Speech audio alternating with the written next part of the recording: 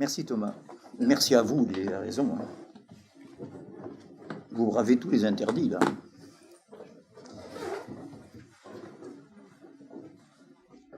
Et pourtant, tu sais, si ce virus, il faut le prendre au sérieux. Parce que le virus qui permet qu'on ne parle pas de la plus grave crise du capital depuis les années 30, il nous tombe du ciel, il faut quand même le prendre au sérieux.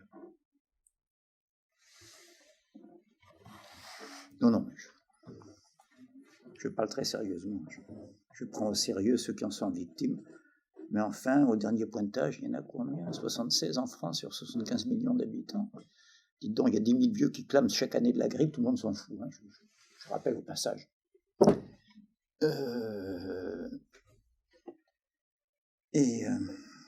Si j'en parle, c'est en plein dans le sujet que je voulais aborder, bien avant qu'on parle du virus. Savoir, on vous l'a dit sans doute, qu'on aurait le même plan aujourd'hui que celui qui avait été proposé pour la dernière fois. Parce que la dernière fois, ça a été un peu bâclé grâce à la gentillesse de ceux qui ont bien voulu préparer mon anniversaire, donc ça a été un peu écourté. Je n'ai pas traité l'essentiel de ce qui était écrit dans le plan, donc on reprend le même. Je rappelle que ce plan était centralisé, je ne vais pas tout l'énoncer, mais parce qu'il y avait pas mal de sous-paragraphes. Enfin, l'intitulé essentiel du plan, c'est que je me rapporte à la période où apparaît la modernité au sens que nous avons convenu de lui donner et que nous imposons pas, encore une fois. On peut très bien dire, je rappelle que la modernité, pour les historiens, les temps modernes commencent à la Renaissance, par exemple, au XVIe siècle, c'est-à-dire à la fin du Moyen-Âge. L'Antiquité, le Moyen-Âge, la Renaissance. Je rappelle que c'est très pratique comme classification, je dis ça à moitié sérieux, moitié un peu ironique, parce qu'il y a deux extrêmes, l'Antiquité et les temps modernes, et entre les deux, il y a le milieu, Middle Age. C'est bien le Moyen-Âge. On fourgue dedans, ça fait 15 siècles à peu près, dont on ne sait pas, pour les 2 tiers, on ne sait pas très bien ce qui s'est passé parce qu'il n'y avait pas beaucoup d'alphabétisés à ce moment-là. Vous savez que Charlemagne, grâce auquel on doit la création de beaucoup d'écoles dans le premier empire sur le territoire européen, c'était un prêtre qui lui prenait le doigt pour signer en croix comme ça. Vous voyez, quand même, Charlemagne. Alors vous imaginez, paysan du Xe siècle. Bon, bref, donc, les temps, on peut dire aussi que la modernité, je sais pas, que Shakespeare est un des premiers auteurs modernes, ça n'a pas pris une ride quand vous regardez le Jules César de Mankiewicz, qui reprend mot pour mot le texte de Shakespeare d'ailleurs. Je vous le recommande. Allez-y avec votre copine, parce qu'il y a Marlon Brando dedans, en toute sa splendeur. Il m'énerve celui-là, j'ai fait toujours craquer toutes mes copines. Alors, surtout dans un tramway nommé Désir. Vous connaissez bien. Shakespeare, ça n'a pas pris une ride, la langue de Shakespeare. On croirait que ça a été écrit hier. Le ton, mais démocratiquement, entre nous, la modernité, et là j'ajoute notre modernité, pas la mienne, ni celle de Rabelais ou d'Erasme à la Renaissance, mais c'est celle qui commence à surgir à la faveur de ces deux grands craquements que sont la révolution industrielle anglaise et la révolution politique française, qui se produisent à peu près à la même période historique, au XVIIIe siècle, et qui crée un tel abîme entre ce qu'il y avait avant et nous qui sommes après, quoi. Je le dis parce que, surtout à la faveur d'un certain cinéma, depuis plusieurs générations déjà dans l'histoire du cinéma, on fait des anachronismes extraordinaires, quoi, je veux dire, hein, souvent, surtout les Américains qui n'ont pas une épaisseur historique hyper développée. C'est pas une critique, hein, je veux dire. C'est les avantages et les inconvénients. Ça a l'avantage en esthétique de leur permettre des fautes de goût. Vous voyez, c'est pas la vieille culture européenne. Ils se moquent un peu comme les Russes des fautes de goût. Et alors ça fait beaucoup de déchets, mais quand ça fait des chefs-d'œuvre, ça fait des chefs-d'œuvre extraordinaires aussi. Je suis honnête. Mais enfin, les Américains, ils font jouer souvent un peplum, un type de l'Antiquité. En fait, on voit que c'est un Californien qui sort d'une boîte de nuit, là où il a écouté Michael Jackson toute la soirée. Quelque chose qui ne va pas, quoi. Voilà. Donc, j'insiste sur ce que dit le poète Hölderlin. Ainsi, beaucoup lit, verbe lié, beaucoup lit, et sépare le temps.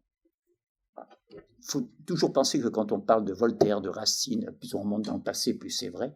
C'est un autre univers qu'il y avait dans la tête des gens, c'est pas du tout le nôtre.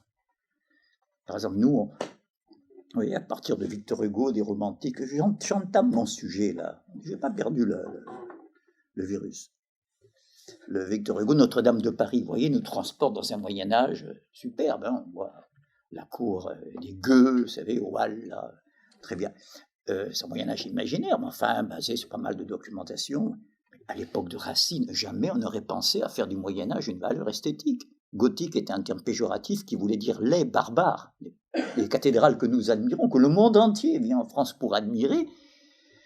Je dis ça parce qu'en Allemagne, à Fribourg, il y en a une magnifique. Mais après, il faut faire 400 km pour en trouver une seconde en Allemagne. Tandis que là, rien que sur 2 km autour de Paris, il y en a 80 de cathédrales de première magnitude, si je puis dire. Rien qu'autour de Notre-Dame, regardez Saint-Séverin, Saint-Julien-le-Pauvre, Saint-Germain-l'Auxerrois, tout ça dans un mouchoir de poche, là. On traverse la Seine une ou deux fois, et puis Saint-Gervais, avec ses incroyables arcs-boutants, bon. Et Saint-Méry, pour ceux qui fréquentent la rue Saint-Denis. Ça ne venait pas à l'esprit, à l'époque classique, de se référer au Moyen-Âge comme valeur esthétique. C'était au contraire, c'était repoussant. Je vous avais donné comme exemple la cathédrale Saint-Eustache au Halles, vous voyez, qui règne sur les Halles. Et que Nerval comparait, Nerval qui fréquentait bien les Halles la nuit. Je vais y revenir, vous allez voir qu'on est dans le sujet de plus en plus. Car je vais parler de la saison en enfer. C'est un titre de Rimbaud. Mais Nerval parle déjà, une génération avant Rimbaud, de son expérience dans la folie, là, dans Aurélia. Il dit, je le compare à ce que les anciens appelaient une descente aux enfers. Vous voyez, mon sujet commence à se préciser. Comme si la modernité avait besoin de passer par un enfer, n'est-ce pas, pour tout d'un coup avoir la révélation de ce qui nous libère enfin de la malédiction qui régnait sur les siècles d'auparavant. Donc, Saint-Eustache, quand vous la voyez, il la compare à un cétacé. Effectivement, on voit une espèce de squelette de baleine avec les arcs-boutants qui sont comme ça, vous voyez, vus de côté. Mais quand vous regardez de face, il y a un affreux, il ne faut pas exagérer, mais enfin, c'est complètement gâché par un portail néoclassique avec des colonnes fait au XVIIe siècle, par ce qu'on appelle le style Vignol à l'époque, style contre-réforme, c'est les jésuites qui, pour combattre le protestantisme, avaient remis à l'honneur les textes classiques. Voilà, donc je veux dire, c'est difficile d'avoir une pensée historiante, j'aimerais bien dire. Pas historiciste, c'est péjoratif et réducteur. Pas historial, parce que ça me ferait payer un impôt à Heidegger, ça m'ennuie un peu. Mais une pensée historiante, c'est-à-dire qui tient compte de l'histoire pour déterminer ce que nous avons dans la tête, y compris au niveau affectif. Voilà, grosso modo. Alors, ces deux craquements, et voilà la thèse autour duquel tournait le plan et que je vais reprendre ce soir, c'est que cette modernité a produit ce que Hegel appelle, à la fin de la phénoménologie, dernier chapitre,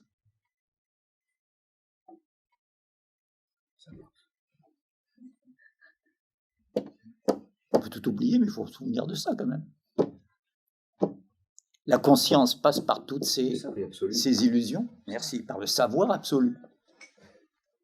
Vous savez qu'on se demande encore, qu'est-ce que c'est que ce bouquin, la phénoménologie de l'esprit, même dans l'œuvre de Hegel, c'est un bouquin insolite quand même, je veux dire. C'est quoi? C'est un bouquin de philosophie, indéniablement, mais qui prend l'aspect d'un roman de formation. Vous savez ce que c'est un roman de formation? L'Émile de Rousseau, on prend le gamin pratiquement à sa naissance, on le suit jusqu'à ce qu'il ait atteint sa vitesse de croisière définitive, si je puis dire. D'accord? Flaubert, l'éducation sentimentale, le jeune homme romantique comme ça, et puis après il ne reconnaît même pas la femme dont il a failli se suicider 30 ans auparavant. Je pense à Mathilde Vezin-Donc. Vous connaissez Mathilde Vezin-Donc? Je suis sûr qu'il n'y en a que deux ici qui la connaissent. Mathilde Vezin-Donc, c'est le grand amour qui a inspiré à Wagner, qui en a connu d'autres. Quand même, le personnage d'Iseux dans la passion la plus dévorante qu'on ait jamais mise en musique pendant 5 heures d'affilée. Jolie femme qui était mariée à un milliardaire suisse à qui Wagner piquait la femme, le pognon, etc. Bon. Sa devise, c'était « Le monde me doit ce dont j'ai besoin ». Il faut sortir ça. Hein. Personnage pas intéressant, grand musicien, mais personnage.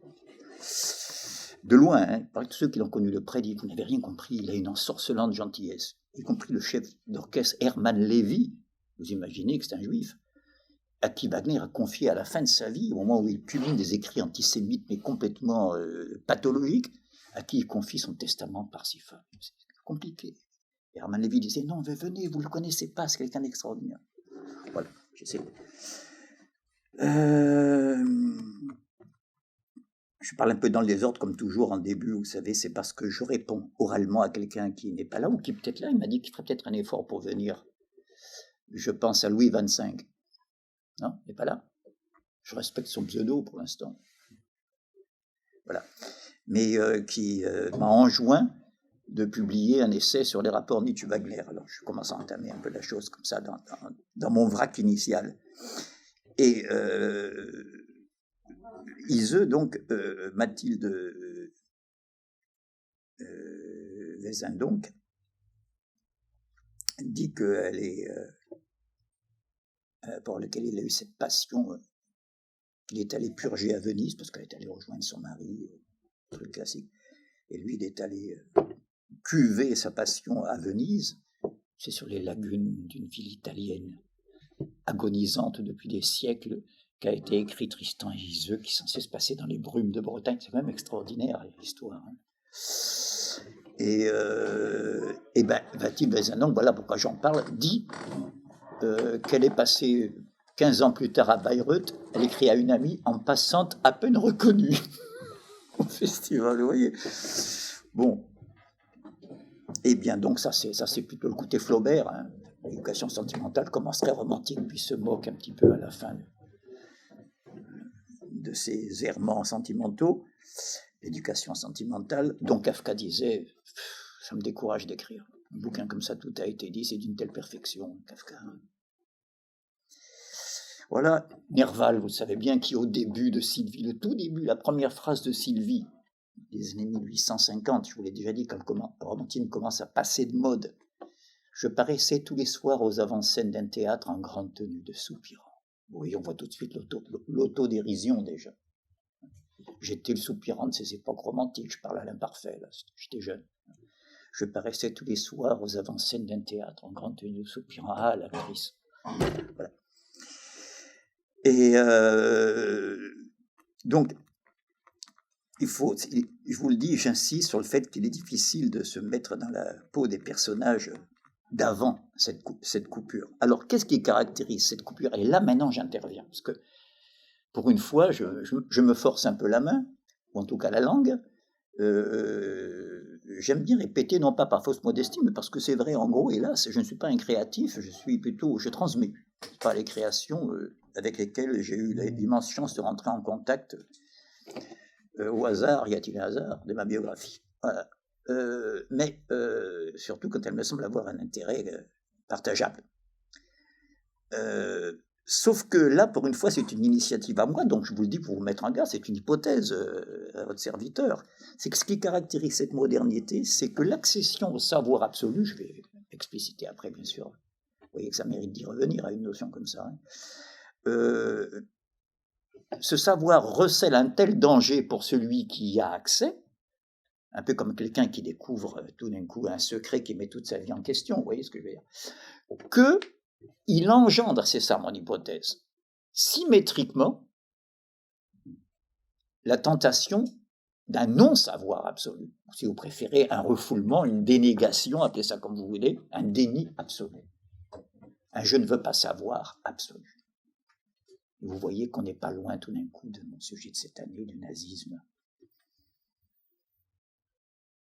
D'accord ? N'oubliez pas qu'il y a eu de très grands savants dans le parti nazi. Parce que des fois, il y en a qui disent, mais qu'est-ce qu'il a contre les sciences dures? J'ai jamais dit un mot contre les sciences dures. J'ai jamais dit un mot contre la science. Je passe mon temps, au contraire, de dire que la démocratie commence avec les notions premières d'Euclide, n'est-ce pas? Dans la mesure où il les appelle des demandes, qui demandent à l'interlocuteur de lui accorder que, sinon on ne pourra pas démontrer. Non, il n'y a pas... Je Je vais dire comme Rimbaud, il faut être absolument moderne. Mais, oui à la science, non au scientisme. Vous voyez ce qu'on a appelé à la fin du XIXe siècle, avec de manière péjorative, le scientisme, ou encore le positivisme. J'ai rien contre une connaissance positive, j'aimerais bien en avoir plus. Quelque chose qui ne soit pas douteux, qui soit vraiment positif, sur lequel on peut se repositiver, se reposer. Même radical tout ça. Déposer, reposer, surposer, préposer. Il y a des verbes comme ça qui en font des combinaisons. Démettre, soumettre, remettre, contre-mettre. Pas le substantif. Donc voilà, admettre. Un non-savoir absolu, et que nous sommes toujours dans le conflit des deux. De même que je vous avais dit, nous ne sommes pas dans une phase révolutionnaire, ni dans une phase contre-révolutionnaire. Depuis la Révolution française, nous sommes dans le conflit de la révolution et de la contre-révolution, en permanence. Pour l'instant, je le dis comme des dogmes, n'est-ce pas? J'ai souvent étayé par des tas d'exemples, et aujourd'hui, c'est à titre de rappel, donc je ne me perds pas dans les détails, on a tout le temps d'approfondir ça. Mais le conflit de ce savoir et ce non-savoir produit, c'est ça que je voudrais insister aujourd'hui, comme nouveau, une espèce de petite navette permanente entre ces deux pôles, entre ces deux extrêmes. D'un moment où tout d'un coup, la conscience, vous, moi, la conscience a tout d'un coup la révélation de sa vérité, la conscience perd ses certitudes et gagne la vérité. Ça, vous voyez la différence. Parce que les certitudes, il y en a eu depuis le début de l'humanité. Certitude que ça, c'est le plancher des vaches et que ça ne bouge pas, vous voyez. Alors, nous sommes emportés autour du soleil à 30 km/s. Il en faut des millénaires pour passer de la certitude à un début timide de vérité, n'est-ce pas, sur les premières tables numériques chaldéennes, mésopotamiennes. Avant que les Égyptiens de l'Antiquité commencent à approcher le nombre pi, par exemple. Et oui, bon, c'était 3,20, hein, quelque chose comme ça, mais enfin, c'était pas mal pour l'époque. C'était suffisant pour l'usage qu'on en faisait, c'était pour faire des colonnes, circonférences, des colonnes. Vous savez comment ils faisaient pour trouver le nombre pi? Allez mesurer du courbe avec un double décimètre. Vous avez déjà essayé de mesurer un cercle avec un double décimètre? Oui. Étienne, pardon? Bravo. Non, mais c'est ça. Voilà, c'est ça. Moi, je trouve ça beaucoup plus émouvant que l'appui des extraterrestres arrivant avec une soucoupe volante. Comme dans Kubrick, c'est un chef-d'œuvre, hein, du point de vue filmique. Et dans Kubrick, s'il n'y avait pas la stèle qui vient du cosmos, là, on n'aurait jamais su comment fabriquer avec un poignard avec un os. Hein, on est bien d'accord. Ça, c'est biblique. C'est vraiment l'Ancien Testament, c'est le monde protestant. Hein. S'il n'y a pas Dieu, il n'y a pas de progrès. Bon. Ce qui n'est pas tout à fait inexact. Hein. Sauf que c'est vu d'une manière un peu naïve. Mais si les théologiens de la négation de la... Excusez-moi, la théologie de la libération, excusez-moi, en Amérique latine, où vous savez une partie du clergé et qui a été massacré, souvent emprisonné, torturé, a dit que le problème de savoir si Dieu existe ou n'existe pas comme un passé ou comme un créateur d'origine, Dieu, et c'est à nous de le faire exister en augmentant le champ de la liberté dans ce monde. Super, hein? Théologie de la libération. Voilà, donc c'est pas tout à fait idiot de dire qu'il y a un rapport entre Dieu et le progrès, mais comme résultat, pas comme origine, et qu'on est encore dans Hegel. Je reviens à cette histoire de polarité, n'est-ce pas? La conscience obtient sa vérité, j'insiste sur ce qu'il ne faut pas oublier, au détriment de ses certitudes. Donc, chacun de nous, chacune d'entre nous, dans sa vie, a déjà expérimenté un écroulement de ce qui était certitude. Je crois que je devais déjà raconter ce qui est arrivé à ma fille. Non, elle avait 6 ans, je me rends compte que c'est adorable quand même. Elle avait 6 ans et elle dit, le Père Noël, il est gentil. Ah, je dis, oui, bien sûr. Non, parce que j'y crois plus, hein. Et il m'apporte quand même des jouets. C'est fort, les enfants, quand même. Hein, c'était trop mignon. Hein, bon, elle commençait à vaciller de la certitude. Quand même. Hein. Bon, il y a des choses plus graves que ça qui s'écroulent. Vous voyez. Et donc, je ne souscris pas à tout ce que dit Freud en utilisant ici la notion du refoulement. Mais on voit sa fécondité. Si je l'importe ailleurs que là, on l'utilise en psychanalyse. Là, je l'utilise dans un champ historique. Je vais prendre maintenant quelques exemples qui illustrent ce que je viens de dire, qu'il y a quelque chose de redoutable dans ce que les progrès de la connaissance ont imposé à la conscience, à son corps défendant des fois. Je prends, et je vous avais déjà donné l'exemple de Pascal. Pascal vit au XVIIe siècle. Il est connu comme un immense penseur chrétien, pas catholique, hein, il était janséniste. Et il sentait le brûler. Enfin, je veux dire, il n'a pas fini sur le bûcher, peu s'en fallut. Mais enfin, je veux dire, il a bien fallu déguerpir de Port-Royal. Port-Royal, le quartier de Port-Royal, ça vient de là, ils étaient là, les jansénistes. Ils sont déguerpis. Donc, Pascal, immense penseur, je ne dis pas philosophe, il a écrit les pensées. Je dis ça parce qu'il a fait un texte de révélation, il a senti Dieu une nuit, comme ça, la vraie illumination au sens propre. Et je vous le dis parce que c'est quand même des textes assez rares. Quoi. Dans son manteau, on a trouvé dans son manteau cousu à sa mort, hein, vous voyez, comme témoignage de ce qui lui est arrivé cette nuit-là.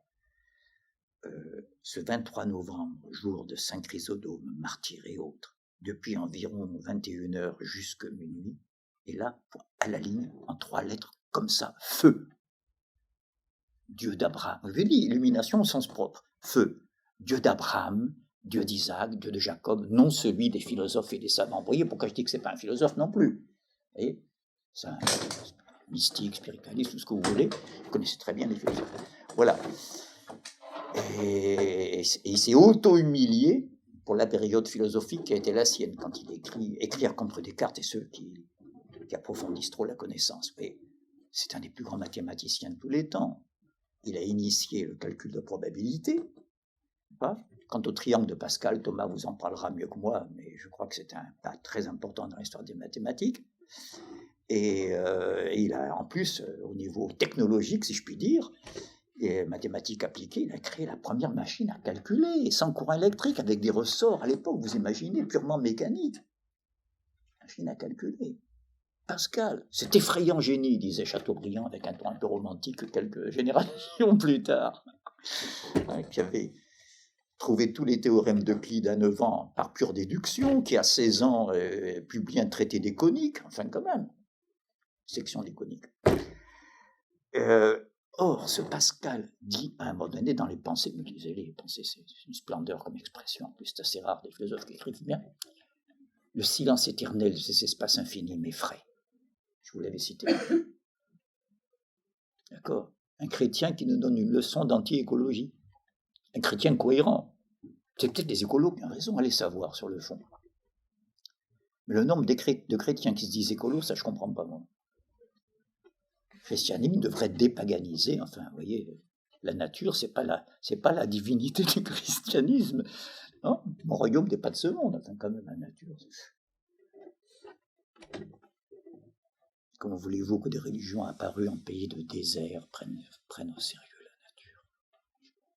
S'il y a un salut quelque part, ou il n'y a pas de salut du tout, s'il y en a, c'est pas ici, c'est au-delà. Toutes les grandes religions du livre, dans l'ordre chronologique pour ne fâcher personne, le judaïsme, le christianisme et l'islam, se réclament de la transcendance. Trans, ça veut dire au-delà. En grec, méta, en latin, trans, ça veut dire pareil, c'est au-delà. Métaphousica, au-delà de la nature, justement. Vous voyez, c'est pas des hasards, tout ça. À Tahiti, ça ne peut pas apparaître une religion comme ça. Dans la main, il y a un fruit, il y a des noix de coco, il y a de l'eau douce dans les torrents, il y a d'autres problèmes. Hein. Mais voilà, alors que dans le désert, on sait que le salut ne vient pas de ce qui est de l'être là, comme on dit en allemand pour l'existence, du Dasein, n'est-ce pas ? Donc je fais ces rappels pour dire qu'un type comme Pascal, réalise que la physique de Galilée, je vous donne un exemple d'un progrès de la connaissance, qui n'est ni un progrès vraiment philosophique, ni un progrès purement épistémique, si je puis dire, cognitif. Le passage du géocentrisme, c'est-à-dire en gros de l'anthropocentrisme, hein, parce que la Terre au centre et l'homme au centre de la Terre, le passage du géocentrisme à l'héliocentrisme, puis après au polycentrisme, vous connaissez la belle phrase de Pascal, c'est une sphère, l'univers, dont le centre est partout. Circonférence nulle part. La circonférence nulle part. Mais vous êtes bon, vous avez vu ce sens de l'antithèse dans les phrases de Pascal. Partout, nulle part, c'est une sphère dont le centre est où vous voulez. La circonférence, bref, ce qui permet de finir, de clore, de déterminer. Horizon vient de horos, grec, qui veut dire la détermination. L'azur du ciel immense et rond, comme dit Baudelaire qui avait navigué dans la marine à voile. Le centre est partout. Ben, il y a un côté effrayant parce que cet univers-là ne répond pas. Il est muet. Il n'y a pas d'esprit dedans, il n'y a plus d'âme. C'est ce que nous apprend à la physique de Galilée, le principe d'inertie de Descartes. Quand on est postérieur à ça, déjà, on ne peut plus le prendre au sérieux, l'âme de l'arbre, de ceci. Encore que dans la librairie de côté, je suis sûr qu'il y a plein de livres qui se vendent avec les arbres qui pensent, qui parlent et qui pensent mieux que moi. Voilà, c'est des rappels que je fais. Donc, vous voyez, au bout de ce processus, la conscience finit par obtenir, vous comprenez mieux maintenant ce que je veux dire, cet exemple, un savoir absolu, je n'ai pas encore commenté absolu, mais un savoir qui fait écrouler les certitudes antécédentes. Et comme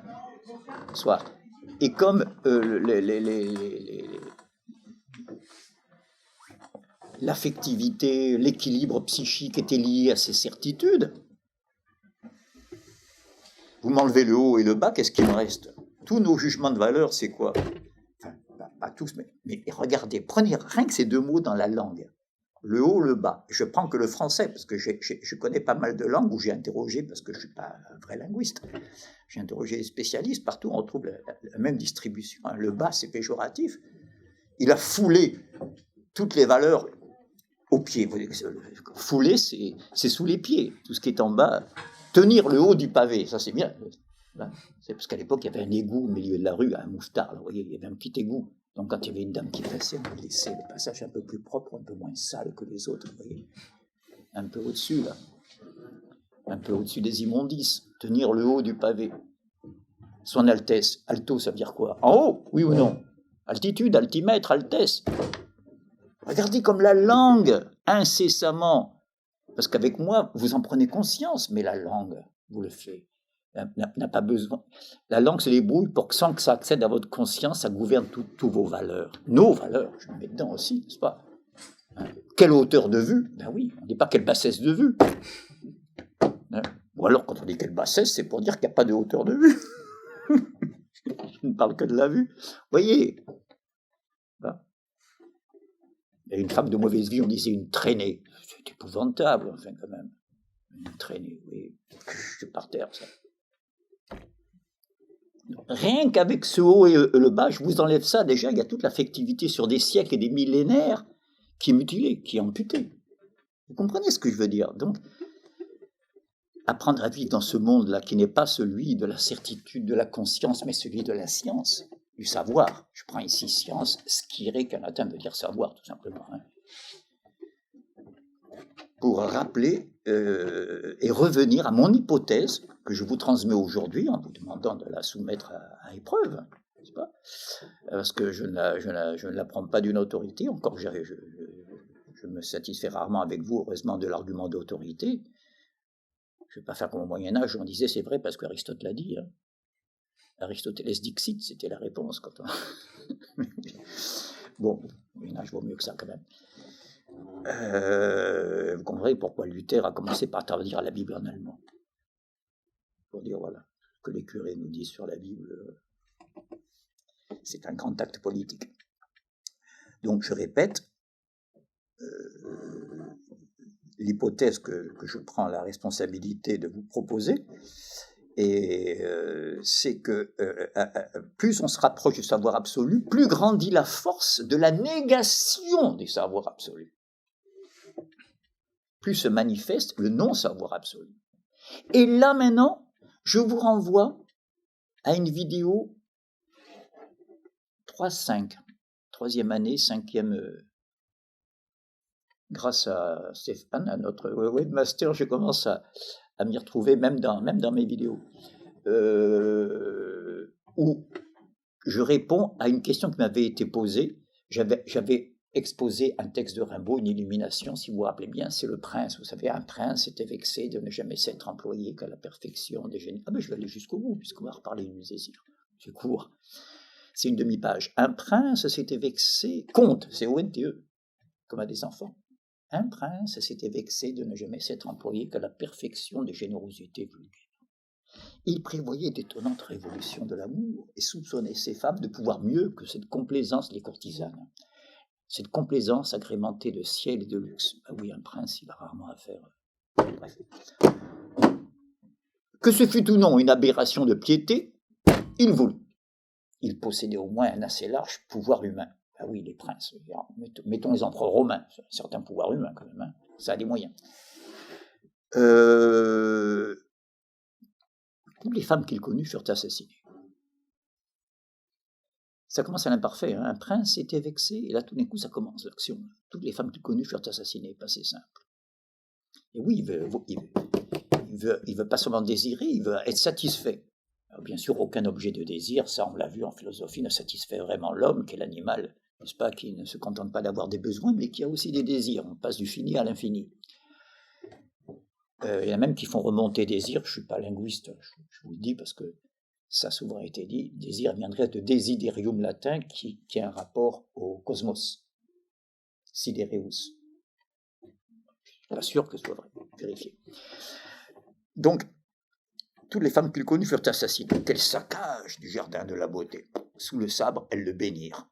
Et là, on voit apparaître, je vous avais dit, un premier piège dans lequel le prince ne voit pas qu'il est en train de tomber, c'est qu'il n'y a aucune résistance comme il est. Grand souverain, il n'a pas comme nous des problèmes de fric, de machin, d'impossibilité. Il suffit qu'il désire. Amenez-moi une femme d'Illyrie. On lui amène une femme d'Illyrie. C'est grand l'Empire romain. Bon, une malienne. L'Illyrie, c'est pas le Mali. Hein. Et je dis ça parce que les femmes du Mali ont une grande réputation dans l'Afrique de l'Ouest. Enfin, nous ne nous égarons pas. Et toutes les femmes qu'il connut, elles ne résistent pas, sous le sabre, elles le bénirent. Il n'en commanda point d'autres, les femmes réapparurent. Je vous avais dit qu'on aurait dit que Rimbaud avait tenu, il ne connaissait pas, mais a illustré la thèse de Hegel que le désir est destructeur et que le sujet qui en reste à ce désir destructeur ne voit pas qu'il veut s'affirmer contre l'objet, et en fait c'est l'objet qui reparaît incessamment. J'ai faim, demain j'ai encore faim. Il y aura toujours plus d'objets à dévorer dans le monde extérieur, je mourrai avant de les avoir dévorés, n'est-ce pas? Donc, je veux dire, ça finit par affirmer l'objet, belle dialectique. Hein. Je veux affirmer le sujet en supprimant l'objet, et c'est l'objet qui finit par triompher, tranquillement, sans effort. Donc, toutes les femmes qu'il connut furent assassinées, qu'elles saccagent dans la beauté, sous le sabre et le menhir. Il n'en commanda point d'autres, les femmes réapparurent. Puis, là on quitte les femmes, il s'amusa à égorger tous ceux qui les suivaient. Après la chasse ou les libations, des petites vagues allusions à des empereurs romains qui étaient prises de petites crises comme ça, sanglantes, n'est-ce pas, avec leur entourage. Et que Sénèque a reçu un petit billet de Néron, l'empereur te demande que tu te suicides. Et ben oui, c'est un autre. Vous savez, c'était très au point chez les Romains. Vous savez comment il s'est suicidé? C'était la mode chez les Romains. Non? Il y en a qui le savent. Ah non, oui. Oui. Dans un bain d'eau chaude. Voilà, oui, c'était au point. Dans un bain chaud pour que les veines aient un peu gonflé, un bain bien brûlant, il s'ouvrait les veines, c'était moins douloureux. Puis il s'amusa à égorger tous ceux qui le suivaient après la chasse. C'est déjà semblant, la chasse, ou les libations. Tous le suivaient. Vous voyez, il n'y a pas de résistance. Puis il s'amusa à égorger les bêtes de luxe. Ça, je vous ai dit que c'est aussi une allusion à des empereurs qui descendaient dans l'arène. Vous savez que le souverain ne peut pas s'empêcher. Le souverain rêve d'être un sujet noyé dans la masse. Vous avez vu le film Vacances romaines? Pas? Vous avez vu? Je vous le recommande. Grégory Peck. Mais tu connais, hein? Oui, Grégory Peck. Beau comme un dieu, mais surtout éclipsé par Audrey Hepburn, qui est ravissante. Pardon, hein, c'est sexiste, dépasser tout ce que je dis, parce qu'elle est jolie là-dedans. Non, je lui rends hommage parce que c'est une actrice dont on n'a jamais su grand-chose de la vie privée. Comme quoi, ceux qui disent on n'échappe pas au paparazzi, quand on veut, voilà. Et tu sais si elle était au top. Hein. Oui, non, mais c'est l'histoire d'une princesse, alors on ne dit pas, mais on sent que c'est la princesse d'Angleterre, la plus haute cour, comme ça, qui n'en peut plus du protocole. Et madame, demain, vous avez rendez-vous avec la Croix-Rouge, et puis on vous posera une question sur la Société des Nations, vous direz que vous êtes pour la paix, vous voyez, la langue de bois. Et elle n'en peut plus, quoi, elle a 18 ans dans le film, pas à peine, hein, et de sa fenêtre du palais à Rome, elle est en visite à Rome officielle, elle voit une foule de quasi-prolos qui font un bal populaire sur le Tibre, là, au pied du château Sant'Angelo, pour ceux qui connaissent Rome.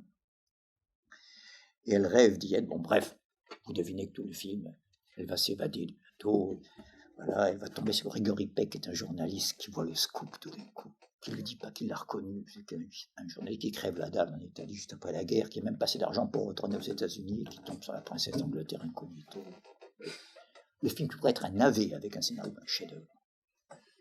Mais vous voyez, le rêve de la princesse, hein, son premier truc, c'est qu'elle va chez le coiffeur. Tu te rappelles, un petit coiffeur italien de rien du tout, là, avec qui il dit, vous les coupez, non, plus court, plus court. Il dit, c'est pas possible, elle a des cheveux splendides. Le type, il dit, un criminale. Et qui lui donne rendez-vous au dancing. C'est adorable. Bon, bref, je vous dis pas la fin. Et ben, vous voyez, les empereurs romains, eux aussi, descendaient dans l'arène comme un vulgaire gladiateur. Mais attention, la différence, c'est qu'ils ne risquaient pas grand-chose. Et Commode, oui, je prends Commode. Lui, il allait affronter, pas des ours, ni des panthères. Il n'est pas idiot, hein, des oies. C'est terrible. Des oies. Il faut se méfier des oies. Si vous avez été à la campagne, méfiez-vous des oies. Mais enfin, quand même, hein, c'est pas en danger de mort. Et si vous ne l'applaudissiez pas, quand il venait étrangler les oies comme ça, en se méfiant, si vous n'applaudissiez pas, il y avait les licteurs derrière, avec la lance là, qui vous piquaient, hein, pour applaudir. Voilà, donc un mot fait allusion à tout ça, puis il s'amusait à égorger les bêtes de luxe. Il se ruait sur la foule et la taillait en pièces. Vous voyez, il y a un crescendo de la destruction. Je passe de Rimbaud, je suspends.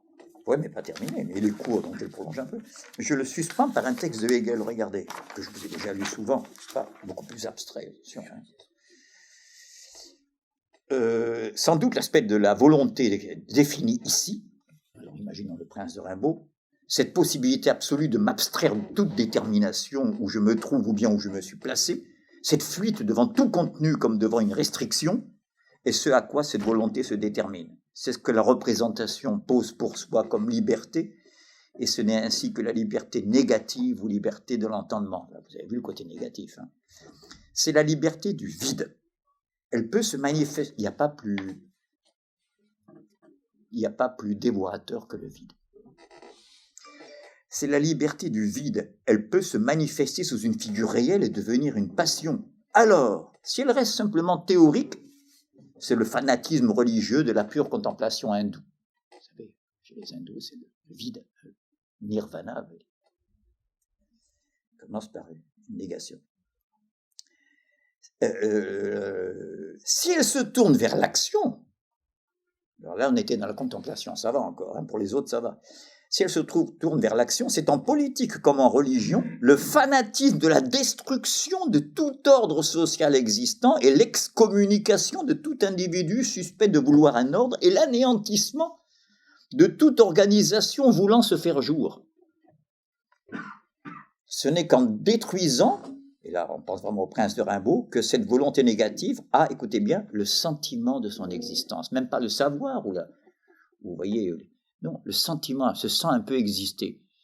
Si vous avez vu M. le Maudit, le film qui est célèbre, hein, chaque fois qu'il a tué, c'est des gamins, hein, je crois, hein, chaque fois qu'il a tué un gamin, il se détend.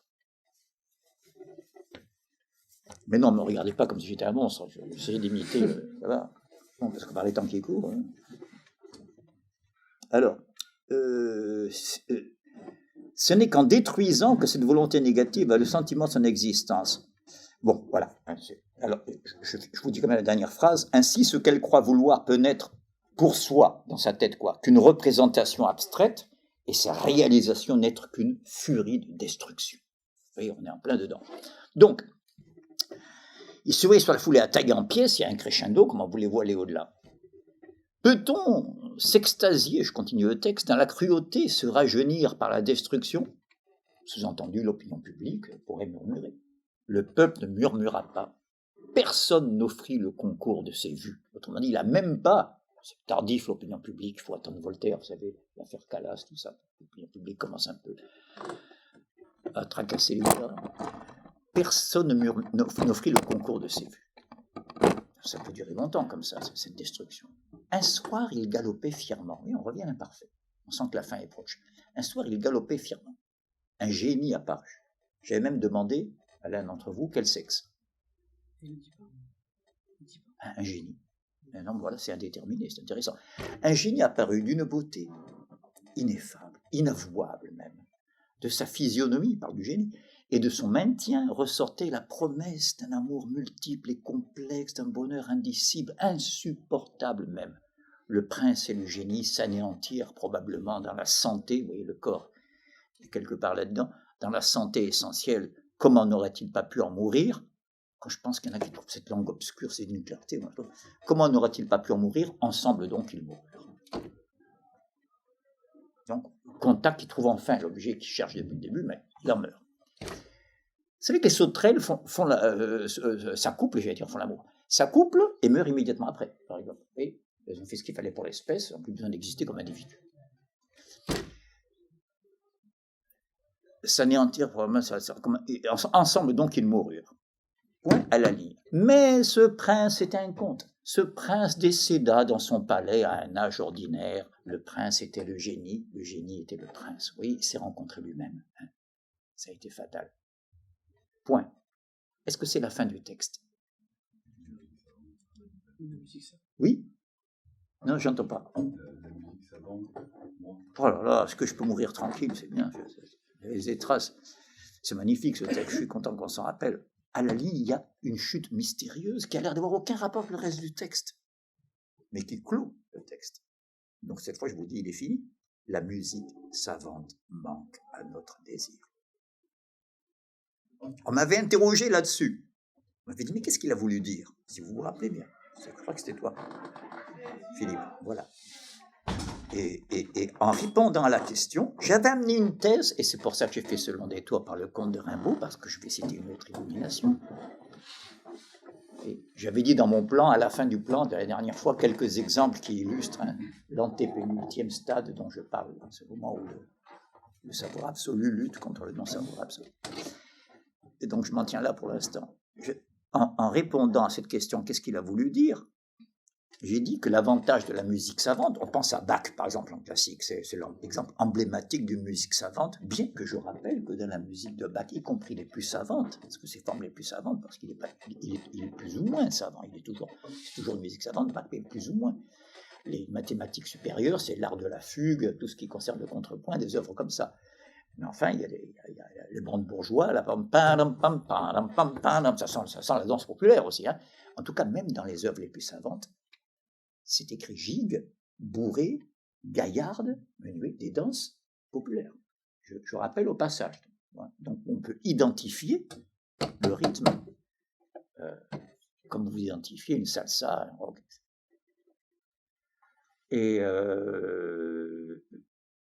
l'avantage de la musique savante, c'est qu'elle résiste au premier abord. Elle n'est pas immédiatement aussi accessible que la petite chansonnette. Je ne dis pas ça péjorativement. Il y a des chansons qui sont d'une simplicité désarmante et qui sont au sommet de la musique, comme ça, tout de suite, hein, je veux dire, à la Clairefontaine.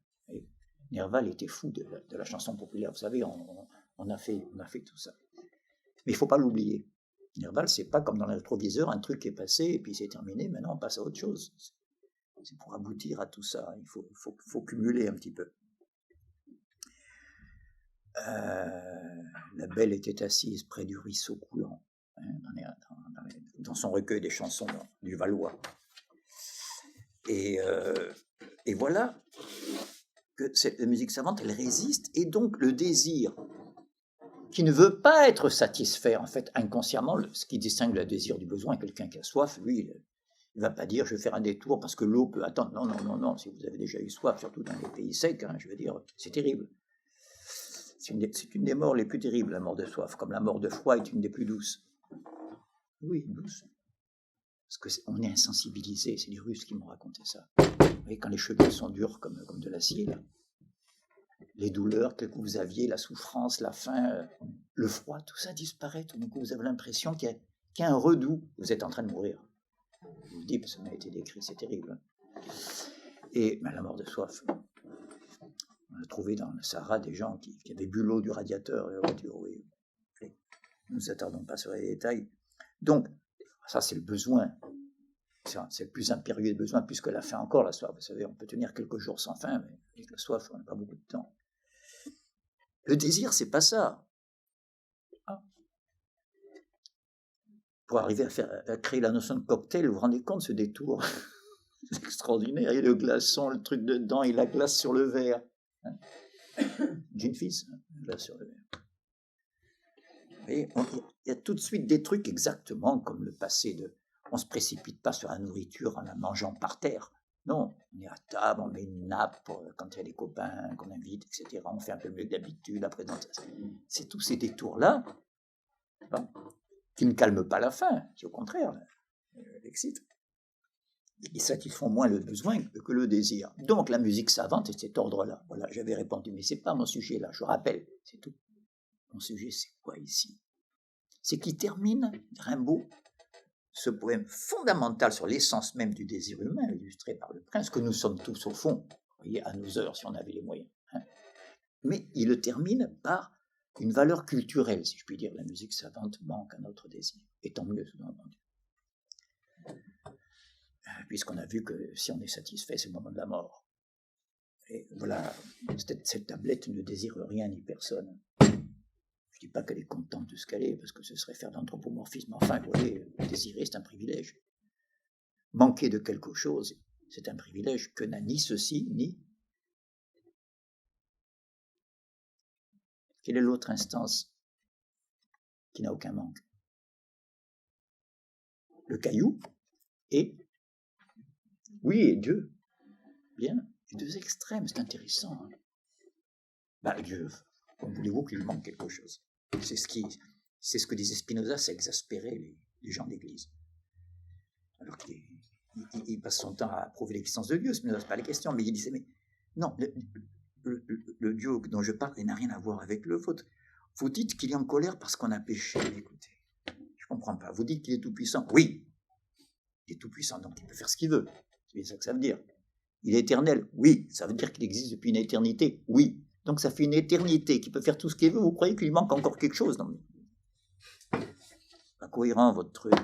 Rien en foutre de vos péchés, c'est des conneries d'homme, ça. Vous voyez comme un homme un peu plus puissant que les autres, votre Dieu, c'est comme un père un peu fâché à cause de ses enfants qui font du bruit à table. Quand même. C'est pour ça que dans les pays latins, méditerranéens, on aime bien la Vierge Marie.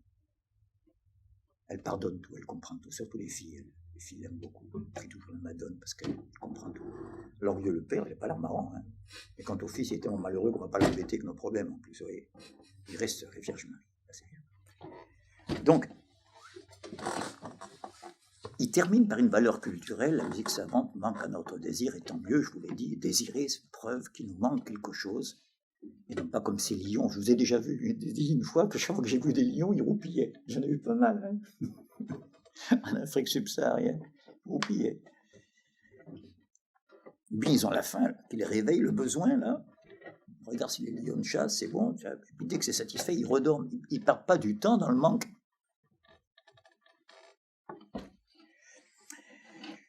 Ou alors ils deviennent dangereux. Quand c'est un vieux lion solitaire qui a une épine au pied qui ne peut plus chasser la gazelle, là il se mangerait bien un berger Maasai.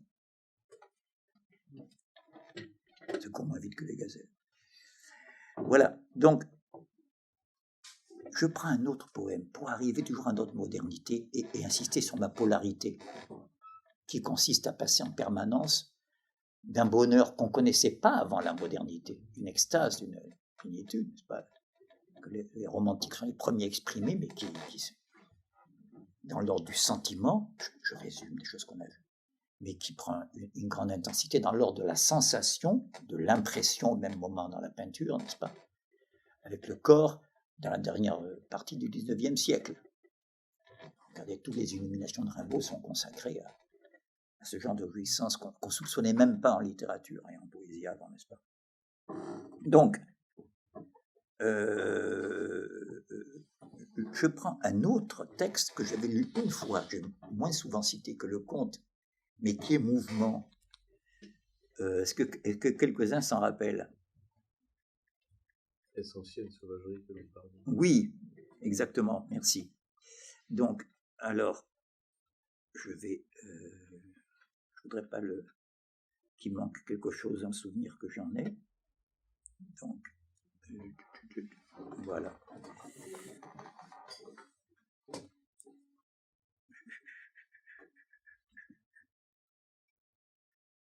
C'est ça, illumination. Oui, qui source, vous avez la chance qu'à l'époque, table des matières. Mais oui, vous vous rendez pas compte de tous ces gains de temps là. Au moins, je peux après perdre du temps pour le plaisir en écoutant de la musique savante. Oui, mais c'est ça la vie. Hein. Alors, soir historique, enfin, toutes sont des chefs-d'œuvre. Matinée d'ivresse. Vous connaissez Matinée d'ivresse? On dit que c'est après un bédo qu'il a fait ça. C'est vrai, hein? Enfin, pas plusieurs, à mon avis. Hein. Et à la fin, ils disent, nous sommes tous des assassins. En fait, c'est des hachichins, vous savez, c'était un jeu de mots de l'époque. Conte, ça c'est, je viens de le réciter, phrase. Alors, mouvement, enfin, quand même, j'ai pas rêvé. Voilà. Regardez, il est très court, hein. Alors, je vous le lis d'abord, sans commentaire. Le mouvement de lacet sur la berge des chutes du fleuve, le gouffre à l'étambot, la célérité de la rampe, l'énorme passade du courant mènent, par les lumières inouïes et la nouveauté chimique, le voyageur entouré des trombes du Val et du Strom. Ne vous inquiétez pas, on va traduire en français. Ce sont les conquérants du monde, cherchant la fortune chimique personnelle. Le sport et le confort voyagent avec eux.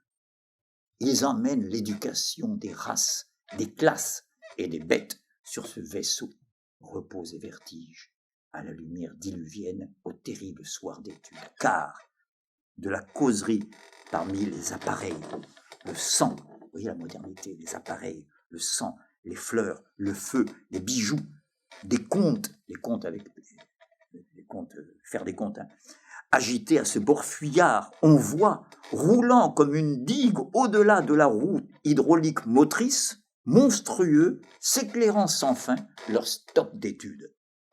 Eux, chassés dans l'extase harmonique et l'héroïsme de la découverte. J'arrête le poème là, il y a une chute après, il ne reste plus que 3 vers. Mais je le suspends là pour revenir un peu en arrière. Le mouvement de lacet sur la berge des chutes du fleuve, visiblement, Rimbaud rôdait, il vagabondait pas mal entre la Belgique, excusez-moi, et Paris, via les Ardennes d'où il est originaire, comme vous savez. Et donc, c'est une des régions qui commençait à être un foyer industriel en Europe. Il croisait souvent des usines, parce que quelque part, il disait la nuit, je les saluais quand même, flambant comme un milliard de tonnerres, vous voyez.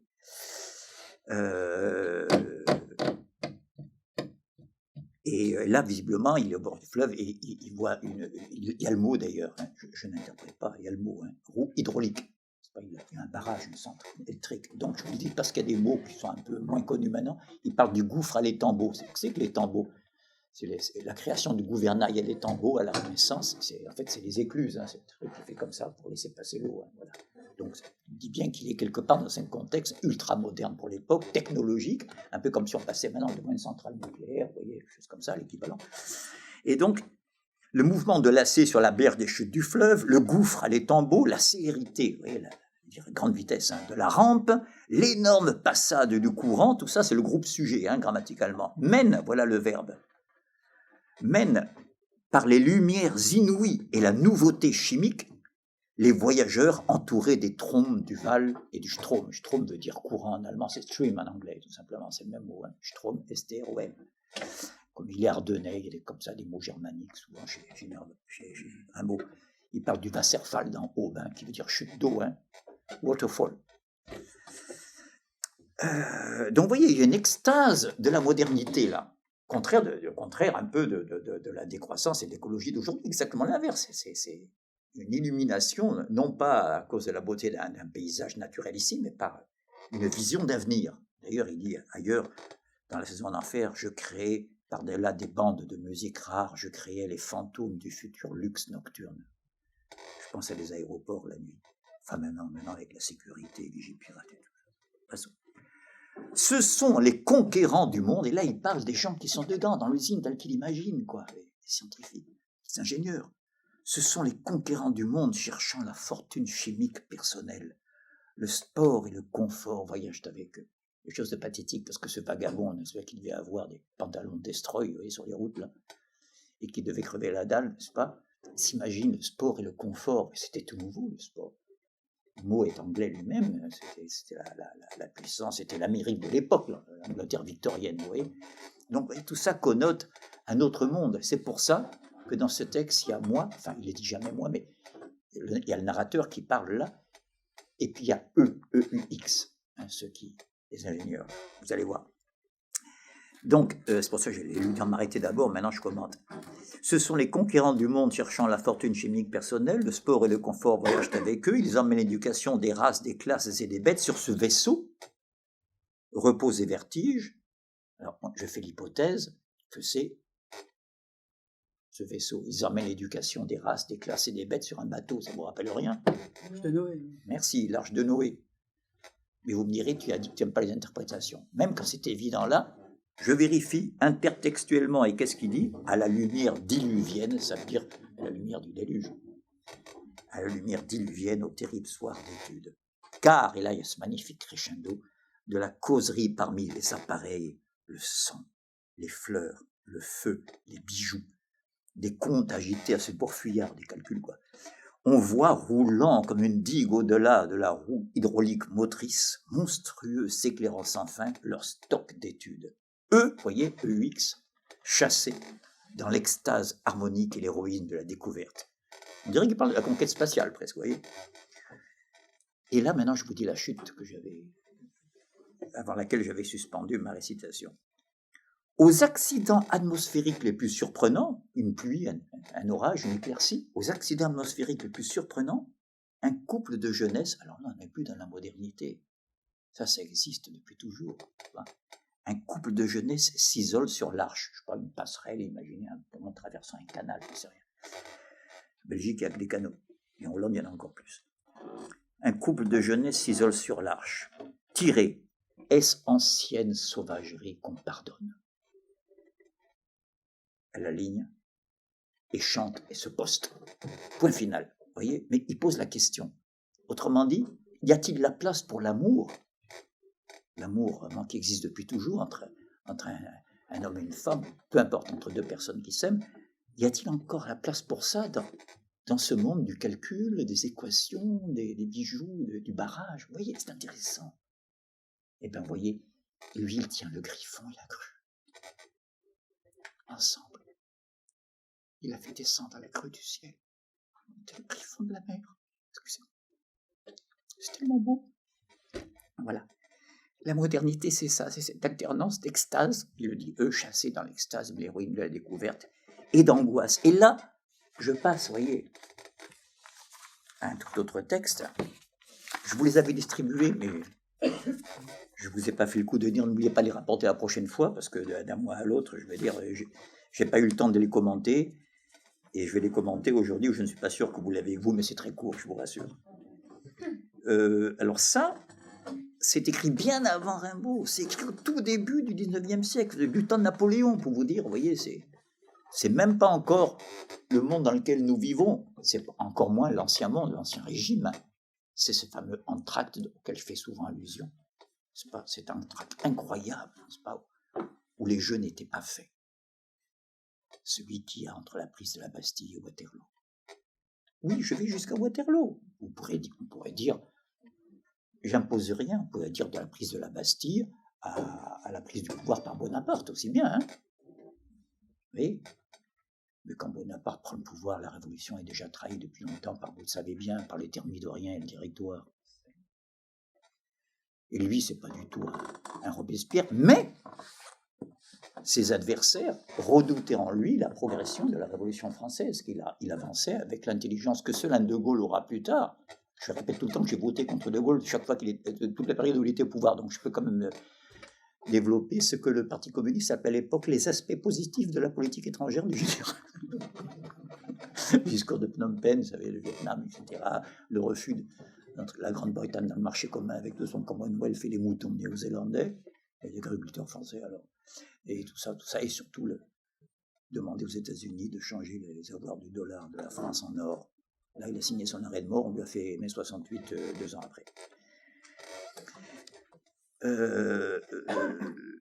L'intelligence, laquelle est commune à Napoléon, parce qu'il y a un côté bonapartiste chez De Gaulle et inversement, si vous voulez, c'est l'intelligence de ces hommes de droite qui savent jusqu'où il ne faut pas revenir en arrière. Napoléon garde le drapeau bleu, blanc, rouge, alors que le comte de Chambord, pour ceux qui connaissent un peu leur histoire, fin du XIXe siècle, va tenter de remettre le drapeau fleur-de-lys en 1880. Et heureusement, d'ailleurs, qu'il a eu cette exigence, car l'Assemblée a voté contre, c'était un peu gros quand même. L'Assemblée était déjà pleine de Mitterrand-Giscard, pour faire plaisir à la droite, à la gauche. C'est-à-dire de gens qui sont de droite, mais qui veulent paraître de gauche quand même. Alors, quand même, le drapeau à fleur-de-lys, et Marine Le Pen a compris ça. Son père, lui, c'était le drapeau à fleur-de-lys, c'était l'église Saint-Nicolas du Chardonnay, c'était le Sacré-Cœur de Jésus. Elle, c'est plus collectiviste que moi, tu meurs. C'est presque le drapeau rouge. Hein. Voilà, allez, laissons les rouges bruns. Oui. Elle n'est pas jaune. Qui n'est pas jaune? Marine Le Pen n'est pas jaune. Voilà. Non, il ne faut pas exagérer non plus. Donc, monstrueux, c'est j'y tiens à ce parallèle. Donc, cette période intermédiaire entre l'ancien et le nouveau régime, entre la prise de la Bastille et, allez, quand je dis Waterloo, c'est une métonymie, ça veut dire, jusqu'à aujourd'hui, la domination anglo-saxonne sur le monde. C'est des jugements d'existence historique, ce n'est pas des jugements de valeur. Peut-être c'est bien, je ne suis pas en train là, de faire le procureur. Fatigué, le procureur. Et des inquisiteurs et des inquisitrices. Et donc on est à cette période-là, mais bien loin de la Révolution, dans le romantisme allemand, dans les ténèbres. Et je vous ai dit tout à l'heure, plus le savoir, la conscience approche du savoir absolu, plus grandit la force du non-savoir absolu. Mais ça, c'est du Paganini, hein, je vous le dis, soyez prudents, enfin vérifiez. Parce que pour l'instant, cette force, je prends une métaphore. Hein.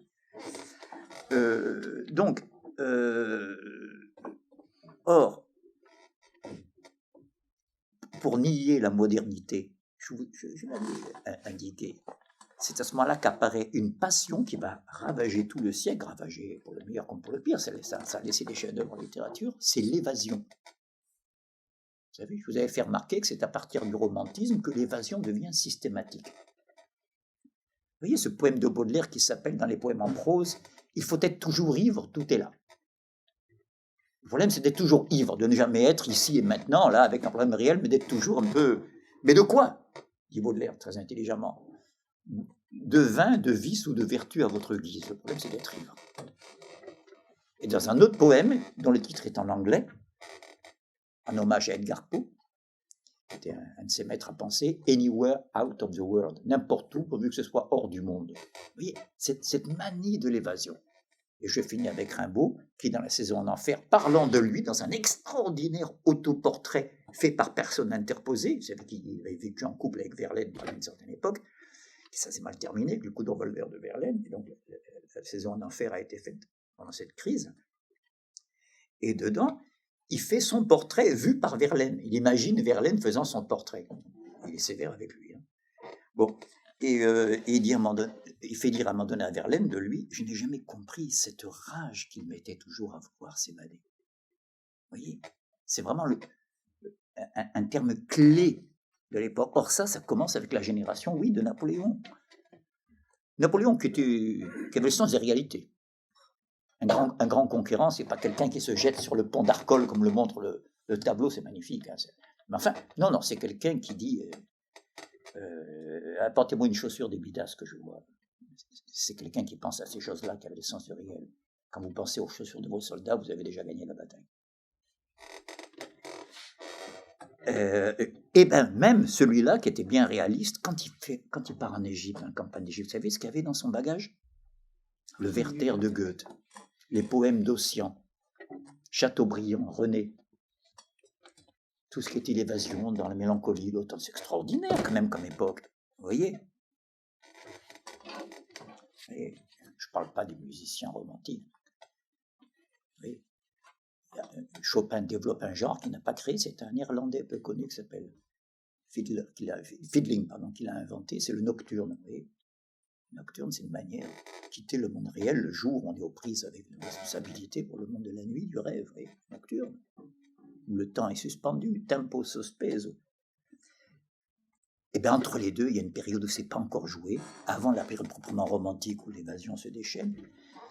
Il y a ce moment-là, et qui en musique correspondrait à Beethoven. Si vous regardez bien, dans Beethoven, il y a des mouvements lents qui sont parmi les plus belles évasions qu'on ait faites, mais jamais il termine là-dessus. Il termine toujours sur un chant de triomphe et collectif, dont l'hymne à la joie, qui est devenu, hélas, l'hymne de Bruxelles. C'est parce que Beethoven doit se retourner dans sa tombe. Il était un grand admirateur de la Révolution française, contre laquelle l'Union européenne a été faite. C'est l'exemple emblématique, ce chant de triomphe d'une collectivité libérée, et qui peut enfin s'adonner à la joie, comme Saint-Just qui disait « le bonheur est une idée neuve en Europe ». Oh, donc ce texte a été fait à ce moment-là, mais tu parles de bonheur, on n'est pas là, on est en Allemagne. C'est extrait, alors je ne peux pas vous dire l'auteur, non je ne vous fais pas des cachotteries, c'est qu'on discute encore maintenant pour savoir qui est l'auteur, du texte le plus extrême du point de vue de la pensée des romantiques allemands. C'est un texte littéraire, hein, avec une fiction. C'est un veilleur de nuit qui est censé faire son journal, son octal, on devrait dire. C'est toutes les nuits, il écrit, il est veilleur de nuit. À l'époque, le veilleur de nuit, c'était quelqu'un qui passait dans les rues et qui soufflait avec une corne comme ça pour indiquer les heures, vous voyez. Je vous le dis parce que c'est un personnage important dans l'opéra et dans les contes en Allemagne. Le seul qui veille pendant que les autres dorment, c'est la chouette. Vous savez que Hegel dit que la philosophie est la chouette de Minerve, n'est-ce pas? Donc, et à la fin, la référence, je vous la donne, son œuvre, la seule qu'il ait publiée, s'appelle L'éveil, au pluriel, L'éveil de Bonaventura, c'est son pseudo. Et jusqu'à maintenant, on se demande qui c'est. Certains disent que ce serait même Schelling, le compagnon de Hegel, quand même, vous voyez. Moi, j'ai fait l'hypothèse que c'était Hegel. Le plus probable, maintenant, ça fait 50 ans que j'y réfléchis, je ne suis pas spécialiste, il y en a qui étudient que ça, le dossier Bonaventura. Hein. Mais enfin, d'après tout ce que j'ai pu savoir, je pense que c'est Jean-Paul. Mais pourquoi sous un pseudo, alors que Jean-Paul dit les mêmes choses dans d'autres œuvres? Jean-Paul, le romancier le plus diffusé à l'époque, complètement oublié maintenant, surtout en Allemagne. Donc, plein d'humour, lui. Et donc là, c'est burlesque, c'est grotesque et c'est terrible en même temps. Mais j'en parle pour la modernité du texte, parce que même l'angoisse de Kafka, bien plus tard, ne va pas jusqu'à... Regardez, trêve de commentaires, voilà la conclusion d'une de ses veilles. Derrière le masque et ses œillades amoureuses, la tête de mort ne fait jamais défaut. Vous voyez, la révélation du savoir absolu, c'est qu'il y a la mort derrière tout ça. Vous me direz ça, mais ça, les anciens le savaient. Attendez. Et la vie, c'est seulement la marotte tintinabulante. Vous savez, la marotte, c'est le chapeau du fou à la cour, avec des clochettes. Donc la marotte tintinabulante. Les cloches, c'est tintinabulo. Oui. Et la vie, c'est seulement la marotte tintinabulante que revêt le néant, avec un N majuscule, pour s'amuser de ces clochettes avant que de la déchirer sauvagement. Ça rappelle un peu le prince de Rimbaud, ça. Et pour finir, la jeter au loin. Tout n'est rien. Et s'engloutit soi-même, regardez cette phrase incroyable, hein, c'est là que j'ai pensé à Hegel. Tout n'est rien et s'engloutit soi-même en s'étouffant à s'avaler trop vite avec gloutonnerie. Alors attendez, quel sujet là? C'est rien? Alors attendez, je relis. Tout n'est rien. Et sous-entendu, et ce rien, s'engloutit, donc maintenant je reprends la phrase, soi-même en s'étouffant à s'avaler trop vite avec gloutonnerie. C'est exactement ce qu'on appelle chez Hegel la négativité. Regardez, la pure négativité, qui ne s'est pas encore investie dans quelque chose qui vaut le coup. Le pire suit encore. Je dirais, mais il ne peut pas y avoir pire. Si, vous allez voir, tout n'est rien.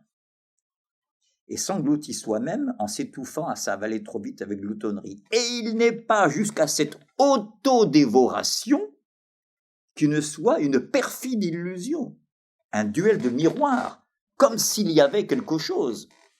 Sous-entendu, il n'y a rien. Car, si jamais en effet l'avide hâte à s'avaler voulait un instant s'interrompre, si j'arrête de désirer, de vivre, le néant aussitôt se manifesterait si significativement que vous en seriez saisi d'épouvante. Les fous entendent et voient derrière cette interruption l'éternité, mais elle n'est proprement que le néant et la mort absolue. 1802, dit-on. Je vous dis qu'il y a une coupure, là, c'était impensable des textes comme ça. Pensez bien, il y avait des réflexions sur la mort, c'est terrible, surtout dans l'Antiquité où on ne pensait pas à la vie après la mort, bien sûr. Il y avait des consolations, ou une sagesse, il fallait s'en accommoder, mais là, c'est pas ça, c'est que c'est pas la mort à la fin de la vie, c'est la mort immanente à chaque instant de la vie. C'est pas. Autrement dit, il n'y a plus de distinction que je fais si souvent entre quelqu'un et quelque chose. Il n'y a rien, autrement dit, il n'y a pas de quelqu'un. Donc, vous voyez, je vous fais un poème de Rimbaud, là, l'extase, le mouvement, là, eux chasser les ruines, l'extase de la découverte, les bijoux, l'arche de Noé. Et vous voyez, cette polarité sur laquelle je n'ai pas pu aborder la dernière fois, illustrer mon propos, sur ce que j'appelle le pénultième stade de la conscience, l'avant-dernier, avant, n'est-ce pas, de comprendre que le salut n'est que dans la relation à l'autre conscience, à l'autre sujet, à l'intersubjectivité, si vous préférez, mais j'aime pas ce terme-là parce qu'il prête à confusion. Non, en tout cas, n'est-ce pas, qu'il n'y a pas de salut solitaire à cette angoisse moderne, cette angoisse qui fait dire à Pascal, dès le XVIIe siècle, le silence éternel de ces espaces infinis mais frais, s'il n'y avait pas la société humaine et le divertissement, terme pascalien, où je peux me divertir, aller à la cour, danser, etc. C'est ça, Pascal prend ces exemples-là. Hein. Et il ne dit pas que c'est un tort. Hein. Et il dit, qu'est-ce qu'il y a? Coronavirus? J'ai pas eu le temps de voir, c'était un flap. Il l'a attrapé. Qu'est-ce qu'il a dit? Apparemment, il l'a attrapé. Enfin, il peut l'attraper. Quoi, s'il connaît quelqu'un, ouais. Je crois qu'il a été contaminé ou un truc comme ça. Lui-même? Oui, je crois. Ouais. Ça alors? Tu en sais des choses. Je sais que Bolsonaro l'a dit. Bon. Alors, Moins 25. merci. Voilà, mais donc il y a des exemples illustres. J'ai pris Rimbaud, 2 textes. Pourquoi? Parce que, je veux dire, il a écrit La saison en enfer, que je vous demande de relire. C'est pas long, c'est quoi? C'est une dizaine de pages. Lisez au moins ça. C'est Wikisource ou ça. C'est dense. C'est un texte vraiment où il descend dans la plus grande souffrance, la souffrance psychique, mais il dit dedans cette phrase admirable, le combat spirituel est aussi brutal que la bataille d'hommes. C'est un gamin qui parle. Le combat spirituel est aussi brutal que la bataille d'hommes. Dure nuit, le sang séché fume sur mon front et je n'ai rien derrière moi que cet horrible arbrisseau. Voilà ce que est devenu ma vie. C'est un coup de dépression, hein. Terrible arbrisseau. Et puis il dit dedans, et oui, là j'insiste sur ce qui va illustrer le salut collectif. Moi, ça c'est pas collectif, hein. Moi, deuxième fois, moi qui me suis dit mage ou ange, n'est-ce pas? Ça c'est venu avec le romantisme. Je suis rendu au sol avec la réalité moi qui me suis dit mage ou ange, dispensé de toute morale, me voici rendu au sol avec la réalité rugueuse à étreindre et un devoir à chercher, virgule. Paysan, point d'exclamation. Par la nuit, c'est joli. Cette crise-là, elle va se répéter, voilà pourquoi j'en parle. Et je vais terminer sur cette structure de répétition, jusqu'à nous. Jusqu'à la crise du coronavirus. Non, mais je ne plaisante pas. Qui dissimule la vraie crise qui n'est pas du coronavirus, mais du capitalisme. en Chine, où c'est autrement plus complexe les problèmes de gérer 1,4 milliard d'habitants, et où c'est apparu avec une violence, au départ, je crois, à cause d'un pangolin mal cuit, c'est le plus probable comme hypothèse, elle est pratiquement finie. C'est pas le coronavirus le problème. Le problème, c'est de dire le capitalisme, en fait, Marx a raison. Il secrète la crise, n'est-ce pas, comme pour reprendre une citation célèbre, comme la nuée couve, comme l'éclair, n'est-ce pas. C'est toujours la même crise qui recommence. Vous voyez la répétition, celle des années 30. Celle des années 30, on n'a plus à surmonter parce qu'on a fait 50 millions de morts. D'accord? On a pu remettre à plus tard. Vous voyez? Non, mais je suis sérieux. Et elle revient dès les années 60, les droits de tirage spéciaux, l'effondrement du dollar. Vous êtes documentez-vous. Hein, c'est le moment justement où De Gaulle dit 1 milliard par jour pour la guerre au Vietnam, votre dollar c'est du papier, c'est un chèque sans pro, donnez-moi de l'or. Comme Kadhafi. Ils vivent pas longtemps après ça. Hein. Ils franchissent un seuil. Là. Bon. Et là, c'était fini. Et puis à la crise de 2008, vous voyez, à l'époque on disait le capitalisme, ça y est, il a définitivement vaincu tous les autres systèmes, vous savez, Fukuyama. Enfin, l'histoire est finie. Ça. La bourgeoisie libérale est la figure idéale qui résout toutes les contradictions antécédentes. Une caricature de Hegel. Comme s'il n'y avait plus de négatif. Hegel sans négatif, c'est pas grand-chose de Hegel. Et puis patatras, et subprime, zut alors. Et puis la crise, on ne peut pas dire qu'elle vient. Ben oui, la crise, c'est parce que vous consommez, et, vous dépensez. C'est l'État français, quoi, l'État-providence, la sécurité sociale, les retraites et quoi. Non, ça vient au contraire de Wall Street. Ça vient de là où l'État est le...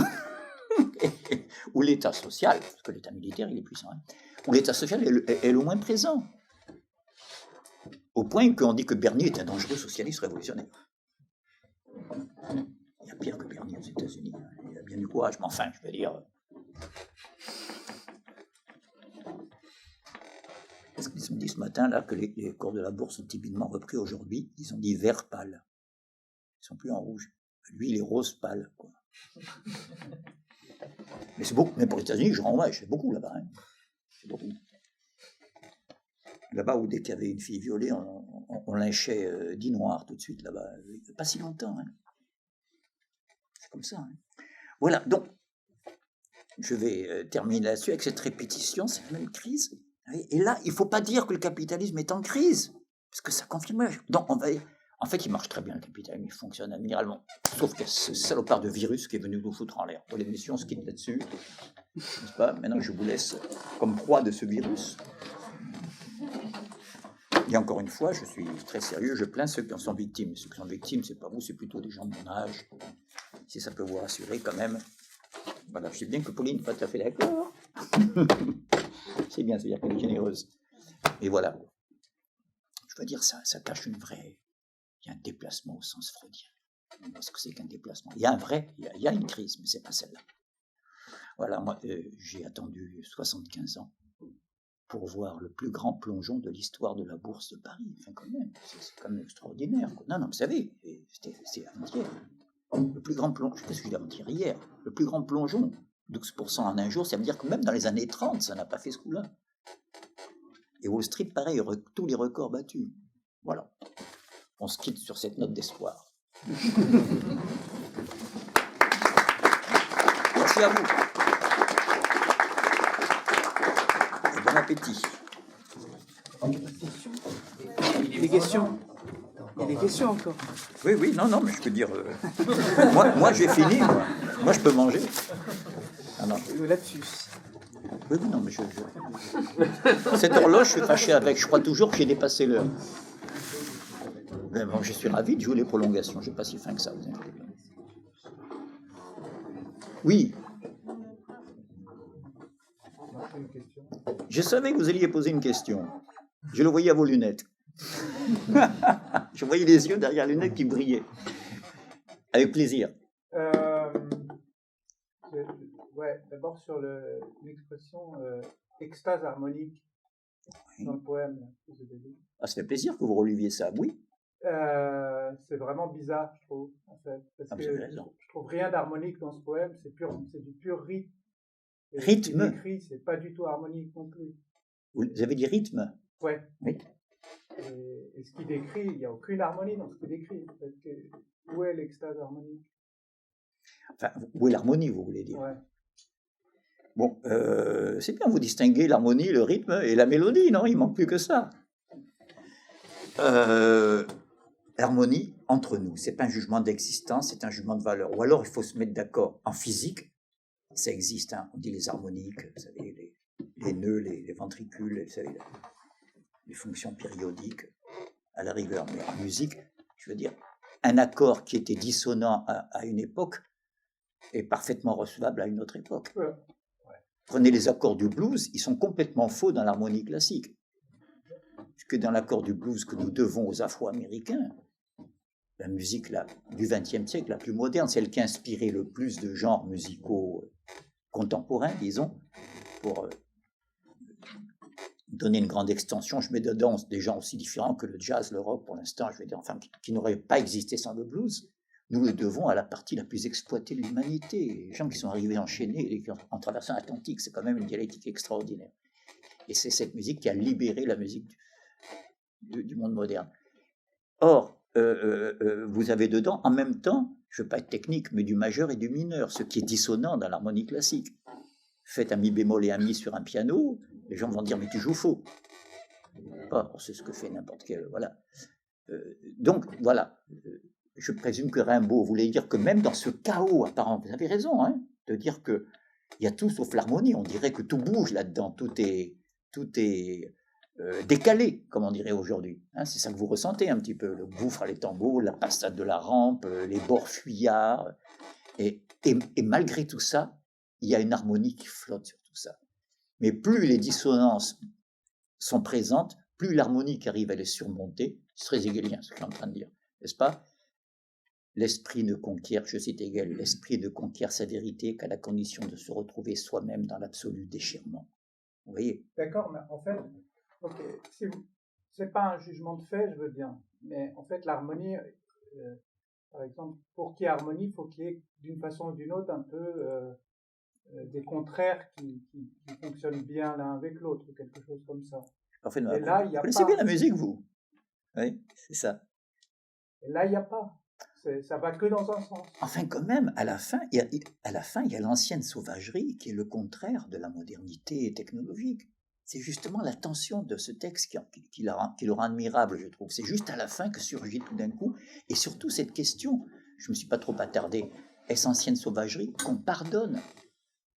Comme si l'amour entre deux êtres qui s'aiment, c'était presque mal reçu, c'était un petit peu, on dirait, pas clean aujourd'hui. Vous voyez là-dedans?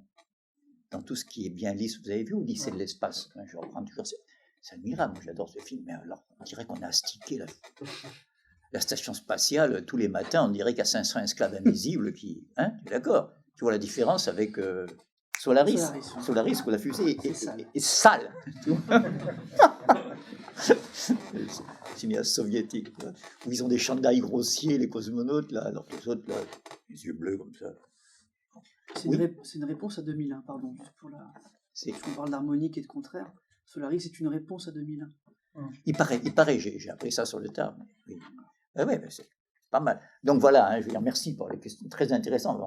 Je serais ravi d'en discuter, moi, musicalement, mais il y a une tension, à mon avis, alors filons la métaphore, puisque vous avez l'oreille musicale, vous allez entendre ce que je dis. Il y a une tension entre une espèce de sauvagerie ancienne, presque intemporelle, pas loin de la nature. Et c'est une sauvagerie sauvage, c'est quand même selvaggia, c'est la forêt selva, hein, qu'on pardonne, et en même temps ce qu'il y a de plus actuel, de plus moderne, à la pointe de la technologie. Donc cette tension, ça me fait penser au tout premier instrument de musique de l'histoire, un des tout premiers. Vous savez, les ethnomusicologues ont travaillé sur l'arc musical, dont se servent encore les pygmées, par exemple. Vous voyez, je veux dire. C'est-à-dire que les chasseurs, dès le néolithique, ont très bien vu quand la flèche part, ça fait un son comme ça. Et maintenant, vous voyez encore des bergers, j'ai vu ça, avec une corde, avec l'arc comme ça entre les dents, qui se font des mélodies. L'arc musical a été tout premier.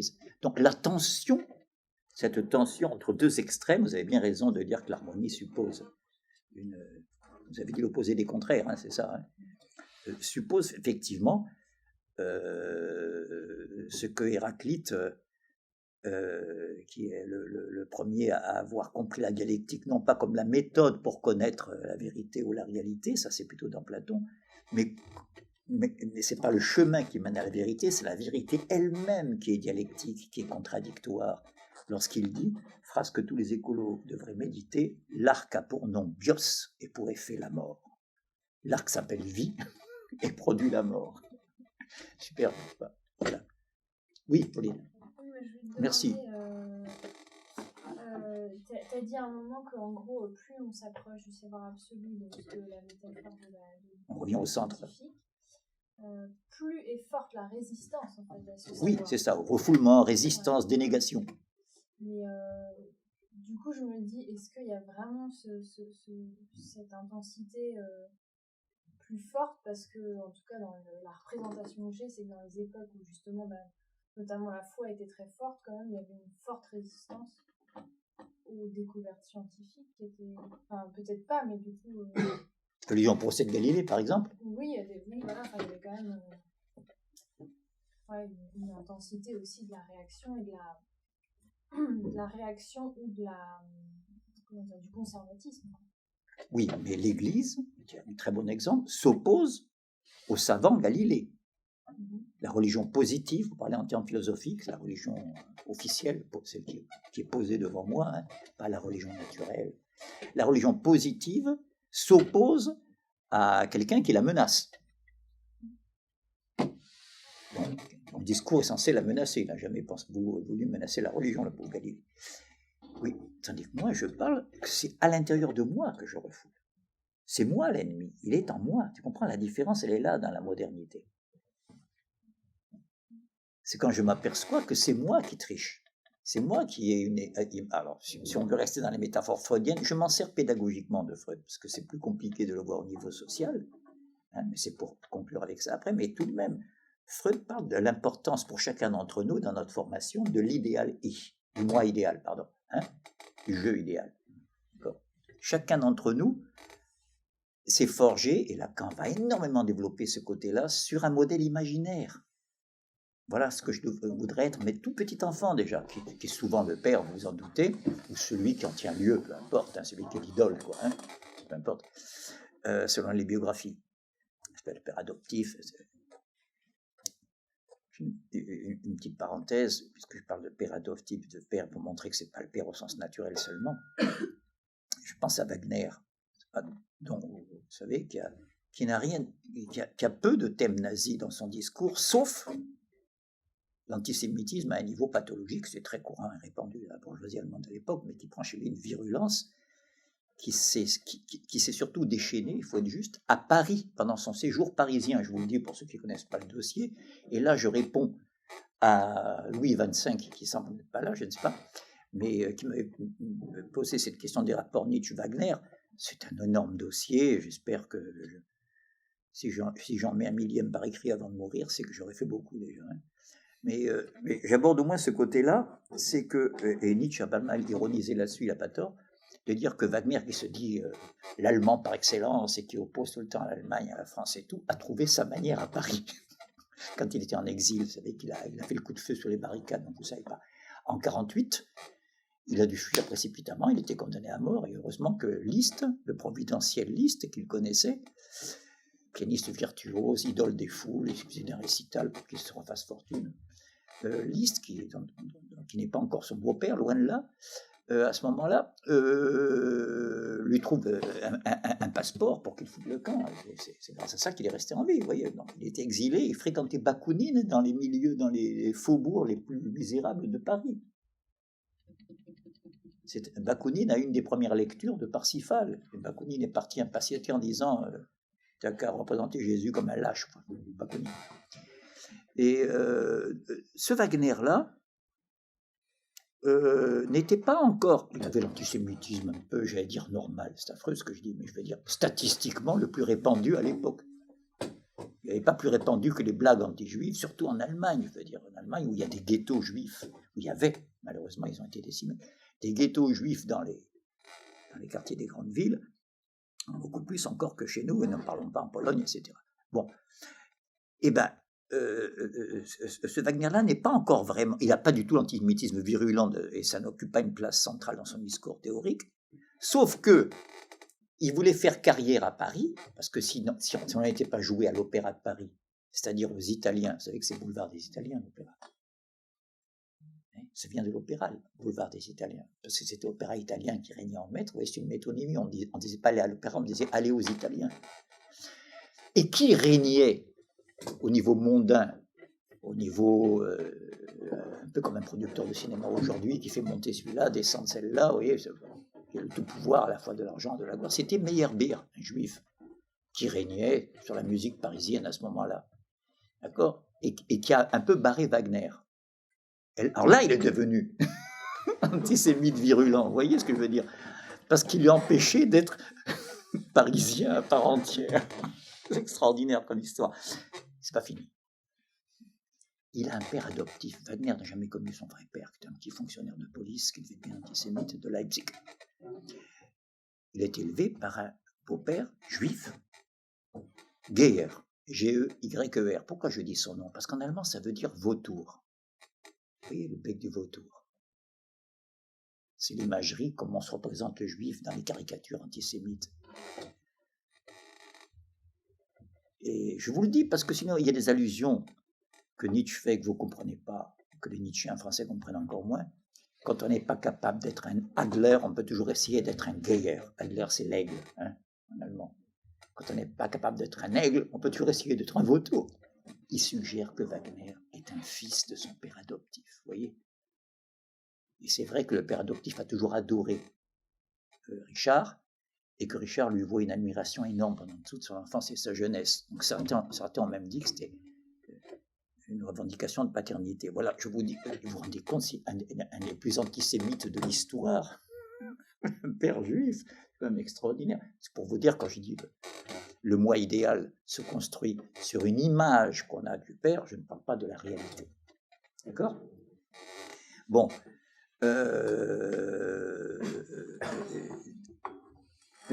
Donc, lorsque cette image, ce qui fait que notre identité, ce qui est le plus intime, l'unité de notre personnalité, est pompée dès le départ par une altérité.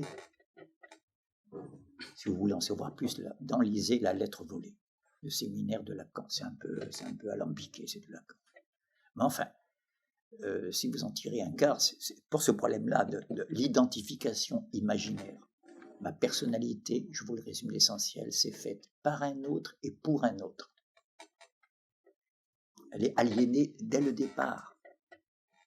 Vous rappelez-vous ce qu'on avait dit? Il faut toujours repartir de là, que le petit homme, maintenant je généralise, tout nouveau-né de l'espèce humaine est inachevé. Ça, c'est un problème de médecine, les physiologues le savent, n'est-ce pas, physiquement.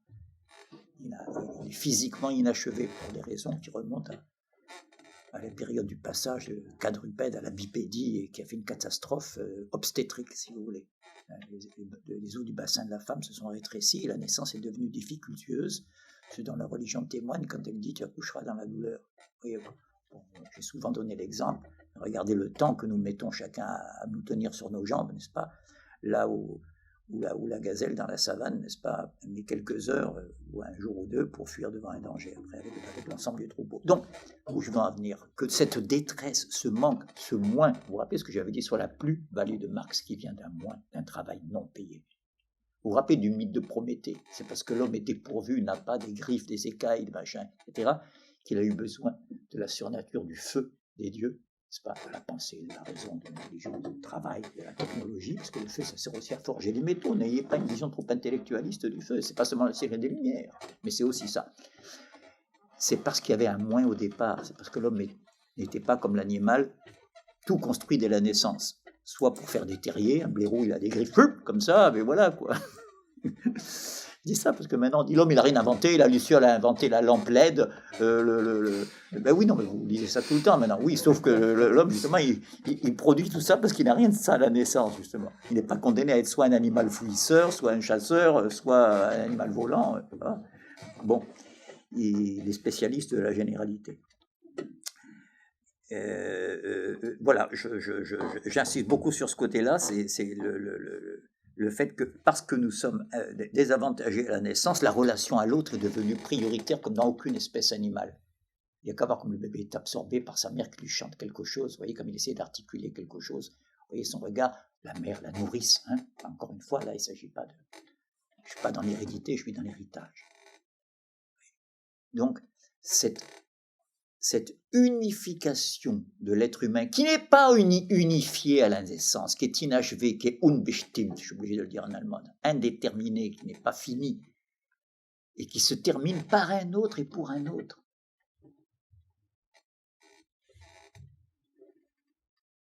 Voilà, d'autres questions. Ça peut tourner autour de ça. Hein. Roman. Moi, j'ai une question. Alors, je me souviens plus quel philosophe a parlé de supplément d'âme. Bergson. Voilà, c'est ça. Donc, que le corps est devenu trop grand. Donc, le corps, c'est les extensions, les outils, quoi, la technologie est devenue trop grand. Donc moi, l'impression, en t'entendant... Je décline un petit peu ce que tu viens de dire. Hein, ouais. Pour ceux qui ne savent pas, Bergson, un des plus grands philosophes spiritualistes, comme on dit, n'est-ce pas?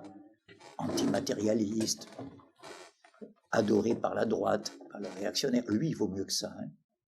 Je rappelle que, sous le régime de Pétain, on a voulu lui décerner les honneurs à lui qui est juif. Un pouvoir indigne de ses propres principes, comme dit magnifiquement Merleau-Ponty dans l'éloge de la philosophie. Et Bergson a refusé. Pour rester fidèle, il dit à ceux qui seront demain des persécutés. Grande figure qui renouvelle le geste socratique, je le dis pour lui rendre hommage. Hein. Mais c'est vrai que c'est un philosophe dont tout le trajet l'amenait à cette pensée spiritualiste, anti-scientifique, anti-progrès, ça vous connaissez mieux que moi maintenant, votre génération, n'est-ce pas? Anti-technologique, anti-corps, anti-matérialiste. D'accord?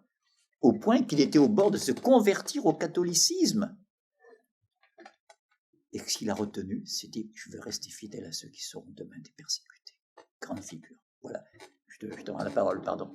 Du coup, l'impression que j'ai, mais peut-être c'est une mauvaise compréhension, c'est que à force d'essayer de trouver cette âme qui manque à tout ce corps devenu trop grand, je crois.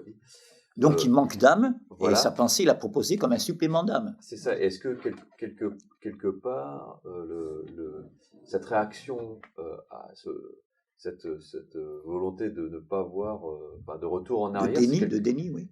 Voilà, mais c'est aussi une manière de retrouver, plutôt dans notre histoire, cette âme qu'on cherche désespérément, qu'on ne trouve nulle part. Bien sûr. Mais on peut la retrouver par le corps.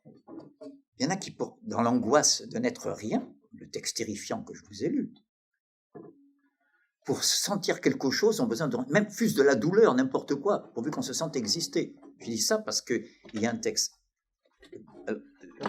Qui est-ce qui a acquis les romantiques allemands récemment? C'est la version de... Qui est-ce qui m'a demandé la traduction de Armel Gern? Non, c'est pas l'un d'entre vous? Bon, bref, de très loin, la meilleure anthologie est celle d'Armel Gern. Vous trouvez ça, vous mettez les romantiques allemands anthologie, Armel, ça suffit, vous verrez tout de suite. C'est sur e-book, hein, je veux dire, vous l'avez entièrement, le texte. Bon, c'est une anthologie, hein, mais c'est d'une richesse et d'une traduction admirable. Il y a un texte très court de Büchner, qui est mort à 27 ans, en bon romantique allemand, un des rares qui ne soit pas réactionnaire, contre-révolutionnaire, très progressiste, qui a écrit La mort de Danton, d'ailleurs, au théâtre, qui a été joué par Gérard Philippe. Et bref, Georg Büchner, qui a inspiré à Alban Berg, de la seconde école de Vienne, disciple de Schoenberg, un des plus beaux opéras de toute la modernité, qui s'appelle Wojciech. Les malheurs du petit soldat de base, du petit bidas Wojciech. Bon, bref, Büchner a écrit un document clinique, l'histoire de quelqu'un qui est en train de s'engager d'abord dans la dépression, puis dans la folie qu'on enferme. Ça s'appelle Lenz, du nom du personnage qui a existé. L-E-N-Z. Lisez cette nouvelle. À un moment donné, il se jette en Suisse, dans la haute montagne, où il s'est réfugié pour aller voir quelqu'un qui lui fait du bien, enfin, un espèce d'ermite. Il se jette dans la fontaine glacée la nuit, à 3000 mètres d'altitude, pour y trouver quelque chose. Il s'arrache à des clous, il se frotte à des clous, pour sentir son corps. Donc, tu vois, le besoin d'âme peut passer Par la sensation du corps, c'est intéressant, parce que c'est très typique d'une certaine modernité. Pensez à Artaud, le rapport de Artaud au corps, qui est à la fois jouisseur et en même temps masochiste. C'est comme ça dans le New Age aussi. Hein. Non ? C'est comme ça dans le New Age aussi. Tout à fait, exactement, absolument. Exactement. Donc, bonne référence.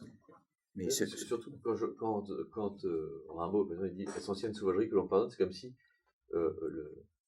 on était prêt à ce que cet esprit soit le plus sauvage, le plus destructeur possible pour peu que ce soit quelque chose de gratuit, de l'ordre de... Là, je ne suis pas sûr d'être d'accord avec toi. Je ne suis pas sûr que sauvage, dans ce texte-là, essentielle sauvagerie qu'on pardonne, je ne suis pas sûr qu'il fasse allusion à la sauvagerie au sens de la destruction, les sauvages qui massacrent les pauvres cow-boys. Non. C'est-à-dire les Indiens qui sont derrière les rochers, ils ont été exterminés, mais dans les films, c'est eux qui massacrent. Un sauvage, c'est quelqu'un qui se sauve. Il a quelques raisons de se sauver quand il nous voit débarquer. Et non, je pense que sauvage veut dire ici qu'il en reste trop à des plaisirs et des désirs qui doivent rien à la science, au progrès, au monde moderne. Donc, est-ce qu'on les tolère quand même ? Est-ce qu'on leur pardonne ? Ouais, vous pouvez rester là. Oui, c'est ça. Hein. C'est extraordinaire. Je crois que c'est plutôt sauvage dans ce sens-là, au sens vraiment primitif. Pas au sens de crever, au contraire, sinon ils ne demanderaient pas qu'on les tolère. C'est ironique quand même, ce pardonne. Je ne suis pas sûr que ce soit ironique. Enfin, je crois à moitié ironique en tout cas. Ah ouais, à moitié je veux bien. D'accord. Non, mais ça devient ambivalent à ce moment-là. C'est pas, non, je dis pas ça ironiquement.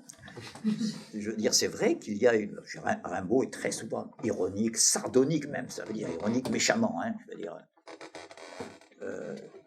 tous ces auteurs qui, avec leur intelligence borgnesse, comme il dit, se proclament les auteurs de leur œuvre. Pour lui, on n'est jamais l'auteur de son œuvre. Vous savez ça ? Si le cuivre s'éveille clairon, il n'y a rien de sa faute. Il écrit ça à 17 ans à son professeur de lettres. Il faut le faire. Hein. Il lui donne une leçon de littérature. Si le cuivre, la matière, s'éveille clairon, prend une forme bien déterminée, il n'y est pour rien, le cuivre. Moi, je suis l'auteur, voilà. J'essaye une phrase, hop, et ça part. C'est comme ça. Ça parle, c'est pas moi qui parle. Ça parle à travers moi. Et donc oui, là, il est très ironique, sordide, et même violent. Verlaine, quand il fait son portrait par Verlaine interposé, il va jusqu'à dire, il va jusqu'à faire dire à Verlaine, c'était affreux comme phrase.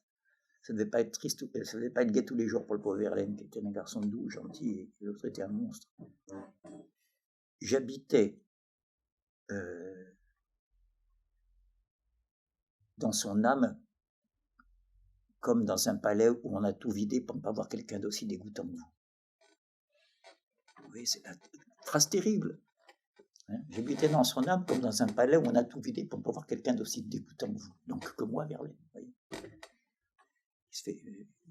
fait dire qu'il est dur avec lui-même aussi, hein, en passant. Oui. Oui, il y a quand même un truc que je ne suis pas sûr de comprendre, parce que du coup, cette ancienne sauvagerie, c'est une sorte de naïveté, comment dire, c'est-à-dire d'innocence. Oui. Et dans ce cas, c'est ça veut dire que quelque part, ce paradis terrestre qu'on essaie de faire sur Terre grâce à la science et à la technique revient un peu au paradis des origines, au paradis d'Adam et Ève, oui, à l'innocence. C'est un peu ce que disent les écolos. D'avant la faute. Pardon ? C'est un peu ce que disent les écolos, c'est que finalement, ça nous détourne de l'essentiel. Ah oui. Non mais tout ça. Mais, sauf que là, il y a une richesse de la contradiction, merci, qu'il n'y a pas chez les écolos. Chez les écolos, le mal, c'est la ville, le progrès, et puis le bien, c'est voilà. Je veux dire, tandis que là, il a commencé par faire un hymne de progrès. Et puis, qui n'est pas isolé dans ce poème, hein, qui revient très souvent chez Rimbaud. Toutes les merveilles flambant comme un milliard de tonnerres, il parle des Assyries la nuit. Hein.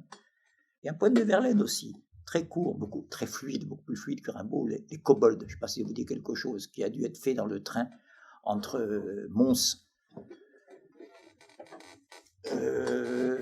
et Paris. Donc il traverse une région industrielle, et le poème c'est dans l'herbe noire, les kobolds. Les kobolds c'est les divinités germaniques des nains, hein, des esprits. Dans l'herbe noire, les kobolds vont. Le vent profond pleure, on veut croire. Plutôt des bouges que des maisons. Cité ouvrière, hein. Quel horizon de forges rouges. Bruit sinistre, qu'est-ce que c'est? Quoi donc bruisser comme des sistres? Vous voyez le bruit que ça devait faire les usines de l'époque. Bruit sinistre, qu'est-ce que c'est? Quoi donc bruisser comme des sistres? Les yeux s'étonnent, l'égard tonne, quoi? Charleroi. Ça s'appelle Charleroi, le poème. Superbe, comme si le train de taxe s'arrêtait tout d'un coup. Magnifique. Voilà. Il y a une poésie de la modernité qui a disparu d'ailleurs. Hein, il est 9h05, monsieur. Est-ce que tu passes pour conclure sur le griffon et la grue? Oui. Pourrait, Les jeunes gens, le couple de jeunesse, c'est le griffon qui vient avec son corps, sa sexualité, tout ce qui n'est pas idéalisé. Le griffon, il vient d'en bas. Faire monter le griffon de la mer et faire descendre la grue du ciel. C'est ça la formule du Nerval, littéralement. Chose que nous n'avons toujours pas réussi à faire. Vous voyez, si nous sommes encore en crise et si ça se répète, c'est qu'on n'a pas réussi à tenir l'équilibre du haut. Le haut, c'est tout ce que l'homme a produit par-dessus la nature. Donc je reviens à ma dichotomie du haut et du bas, altesse, hauteur de vue, etc. Le haut et le bas. Le bas qui fait qu'on trouve dégoûtant quelqu'un qui mange comme ça, sans mettre sa main devant la bouche. Je veux dire, vous voyez, qui montre sa naturalité, son organicité. C'est pour ça qu'on dresse l'enfant très tôt à masquer son organicité, à masquer la détermination. Ce qui fait que j'ai faim, ce qui fait que, comme tout animal, je sais pas, je ne vis pas que de l'air du temps. Et encore moins le couple de jeunesse, d'amour et d'eau fraîche. N'est-ce pas? Donc, comme dit si bien la langue. Donc, voilà, c'est ça le haut et le bas. Je donne un peu de contenu à la formule énigmatique de Nerval qui est superbe. Faire monter le griffon. Mais le griffon a quelque chose de monstrueux aussi. Il y a quelque chose qui vient des profondeurs. Hein? Et volontiers mûri, car volontiers repose avant d'avoir mûri farouchement ce qui vaque en dessous. C'est la fin d'un étrange hymne de Hölderlin qui s'appelle Fête de la paix, en 1802, quand la paix de Lunéville a été signée avec Bonaparte. Car volontiers repose avant d'avoir mûri farouchement ce qui vaque en dessous. Méfions-nous de ce qui vaque en dessous, il peut surgir. D'un coup, voilà. Mais je ne voudrais pas qu'on termine cette séance qu'avec des choses intéressantes, sans oublier le pénible nazisme. Car cette dénégation n'a jamais été aussi menée à ses conséquences extrêmes que sous le nazisme. Dénégation de l'universalité, de l'autre, comme vous vous rappelez, Primo Levi qui avait dit, il me regardait comme on regarde un poisson dans un bocal, comme une autre planète complètement. Donc ça c'est tout, ça aussi ça vient d'en dessous. Je ne suis pas contre l'animal, je suis contre la bestialité. Je ne suis pas sûr que l'animal soit bestial. Et là je reviens, rappelez-vous, je ne vous rappelle rien, le mal, bien. Tu peux rappeler? Ça vient de conclure là-dessus. Enfin, je peux pas dans le texte, mais on gagne en liberté, mais la société fait qu'on peut aller en dessous même de l'animalité. Merci, c'est là, surtout la formule en dessous de l'animal, tu t'es rappelé l'essentiel. Cet extraordinaire passage, chapitre 8 du livre 1 du contrat social. Je ne vais pas le répéter pour la xème fois, mais où il montre qu'on a tout gagné à passer à l'état civil, que dans l'état de nature, on n'avait ni morale, ni justice, ni pensée, ni culture, ni rien. Donc, j'en en viens à la phrase centrale.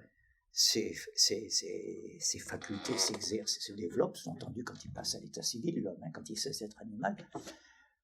Ses passions s'ennoblissent, son âme tout entière s'élève à tel point que, et c'est là qu'il y a la phrase terrible, si les abus de cette nouvelle condition ne le dégradaient souvent au-dessous de celle dont il est sorti, et là Méline nous le rappelle, on peut donc être en dessous de l'animal. Ça, c'est plus la bête, c'est la bestialité. Oui, c'est la bête, mais celle de l'Apocalypse. Vous savez, dans la Bible, on parle de la bête. C'est cette bête-là, c'est l'essence du mal. C'est le monstre qu'il y a dans les thrillers, tout ce que vous voulez. Hein. On peut le représenter d'une manière nulle ou faire des chefs-d'œuvre. Oui. Je me souviens encore parce que ce que tu dis sur les effets de bestialité de la dénégation, dans un livre que j'ai commencé à faire, il y a une petite référence au livre de Rosenberg. À Rosenberg, le théoricien d'Hitler.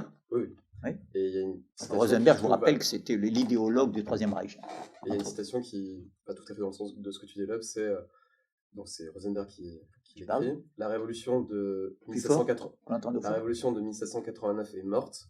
Elle n'aura été qu'une explosion sans pensée créatrice, et c'est pourquoi nous assistons aujourd'hui à sa décomposition. Voilà, cadavre décomposé sur la Révolution française, le nazisme peut s'installer. Bravo. La bête. Celui qui a apporté à Hitler, Rosenberg, le Underman, de l'américain Stoddard pour en faire le Untermensch. On peut les manger. Bravo à vos questions.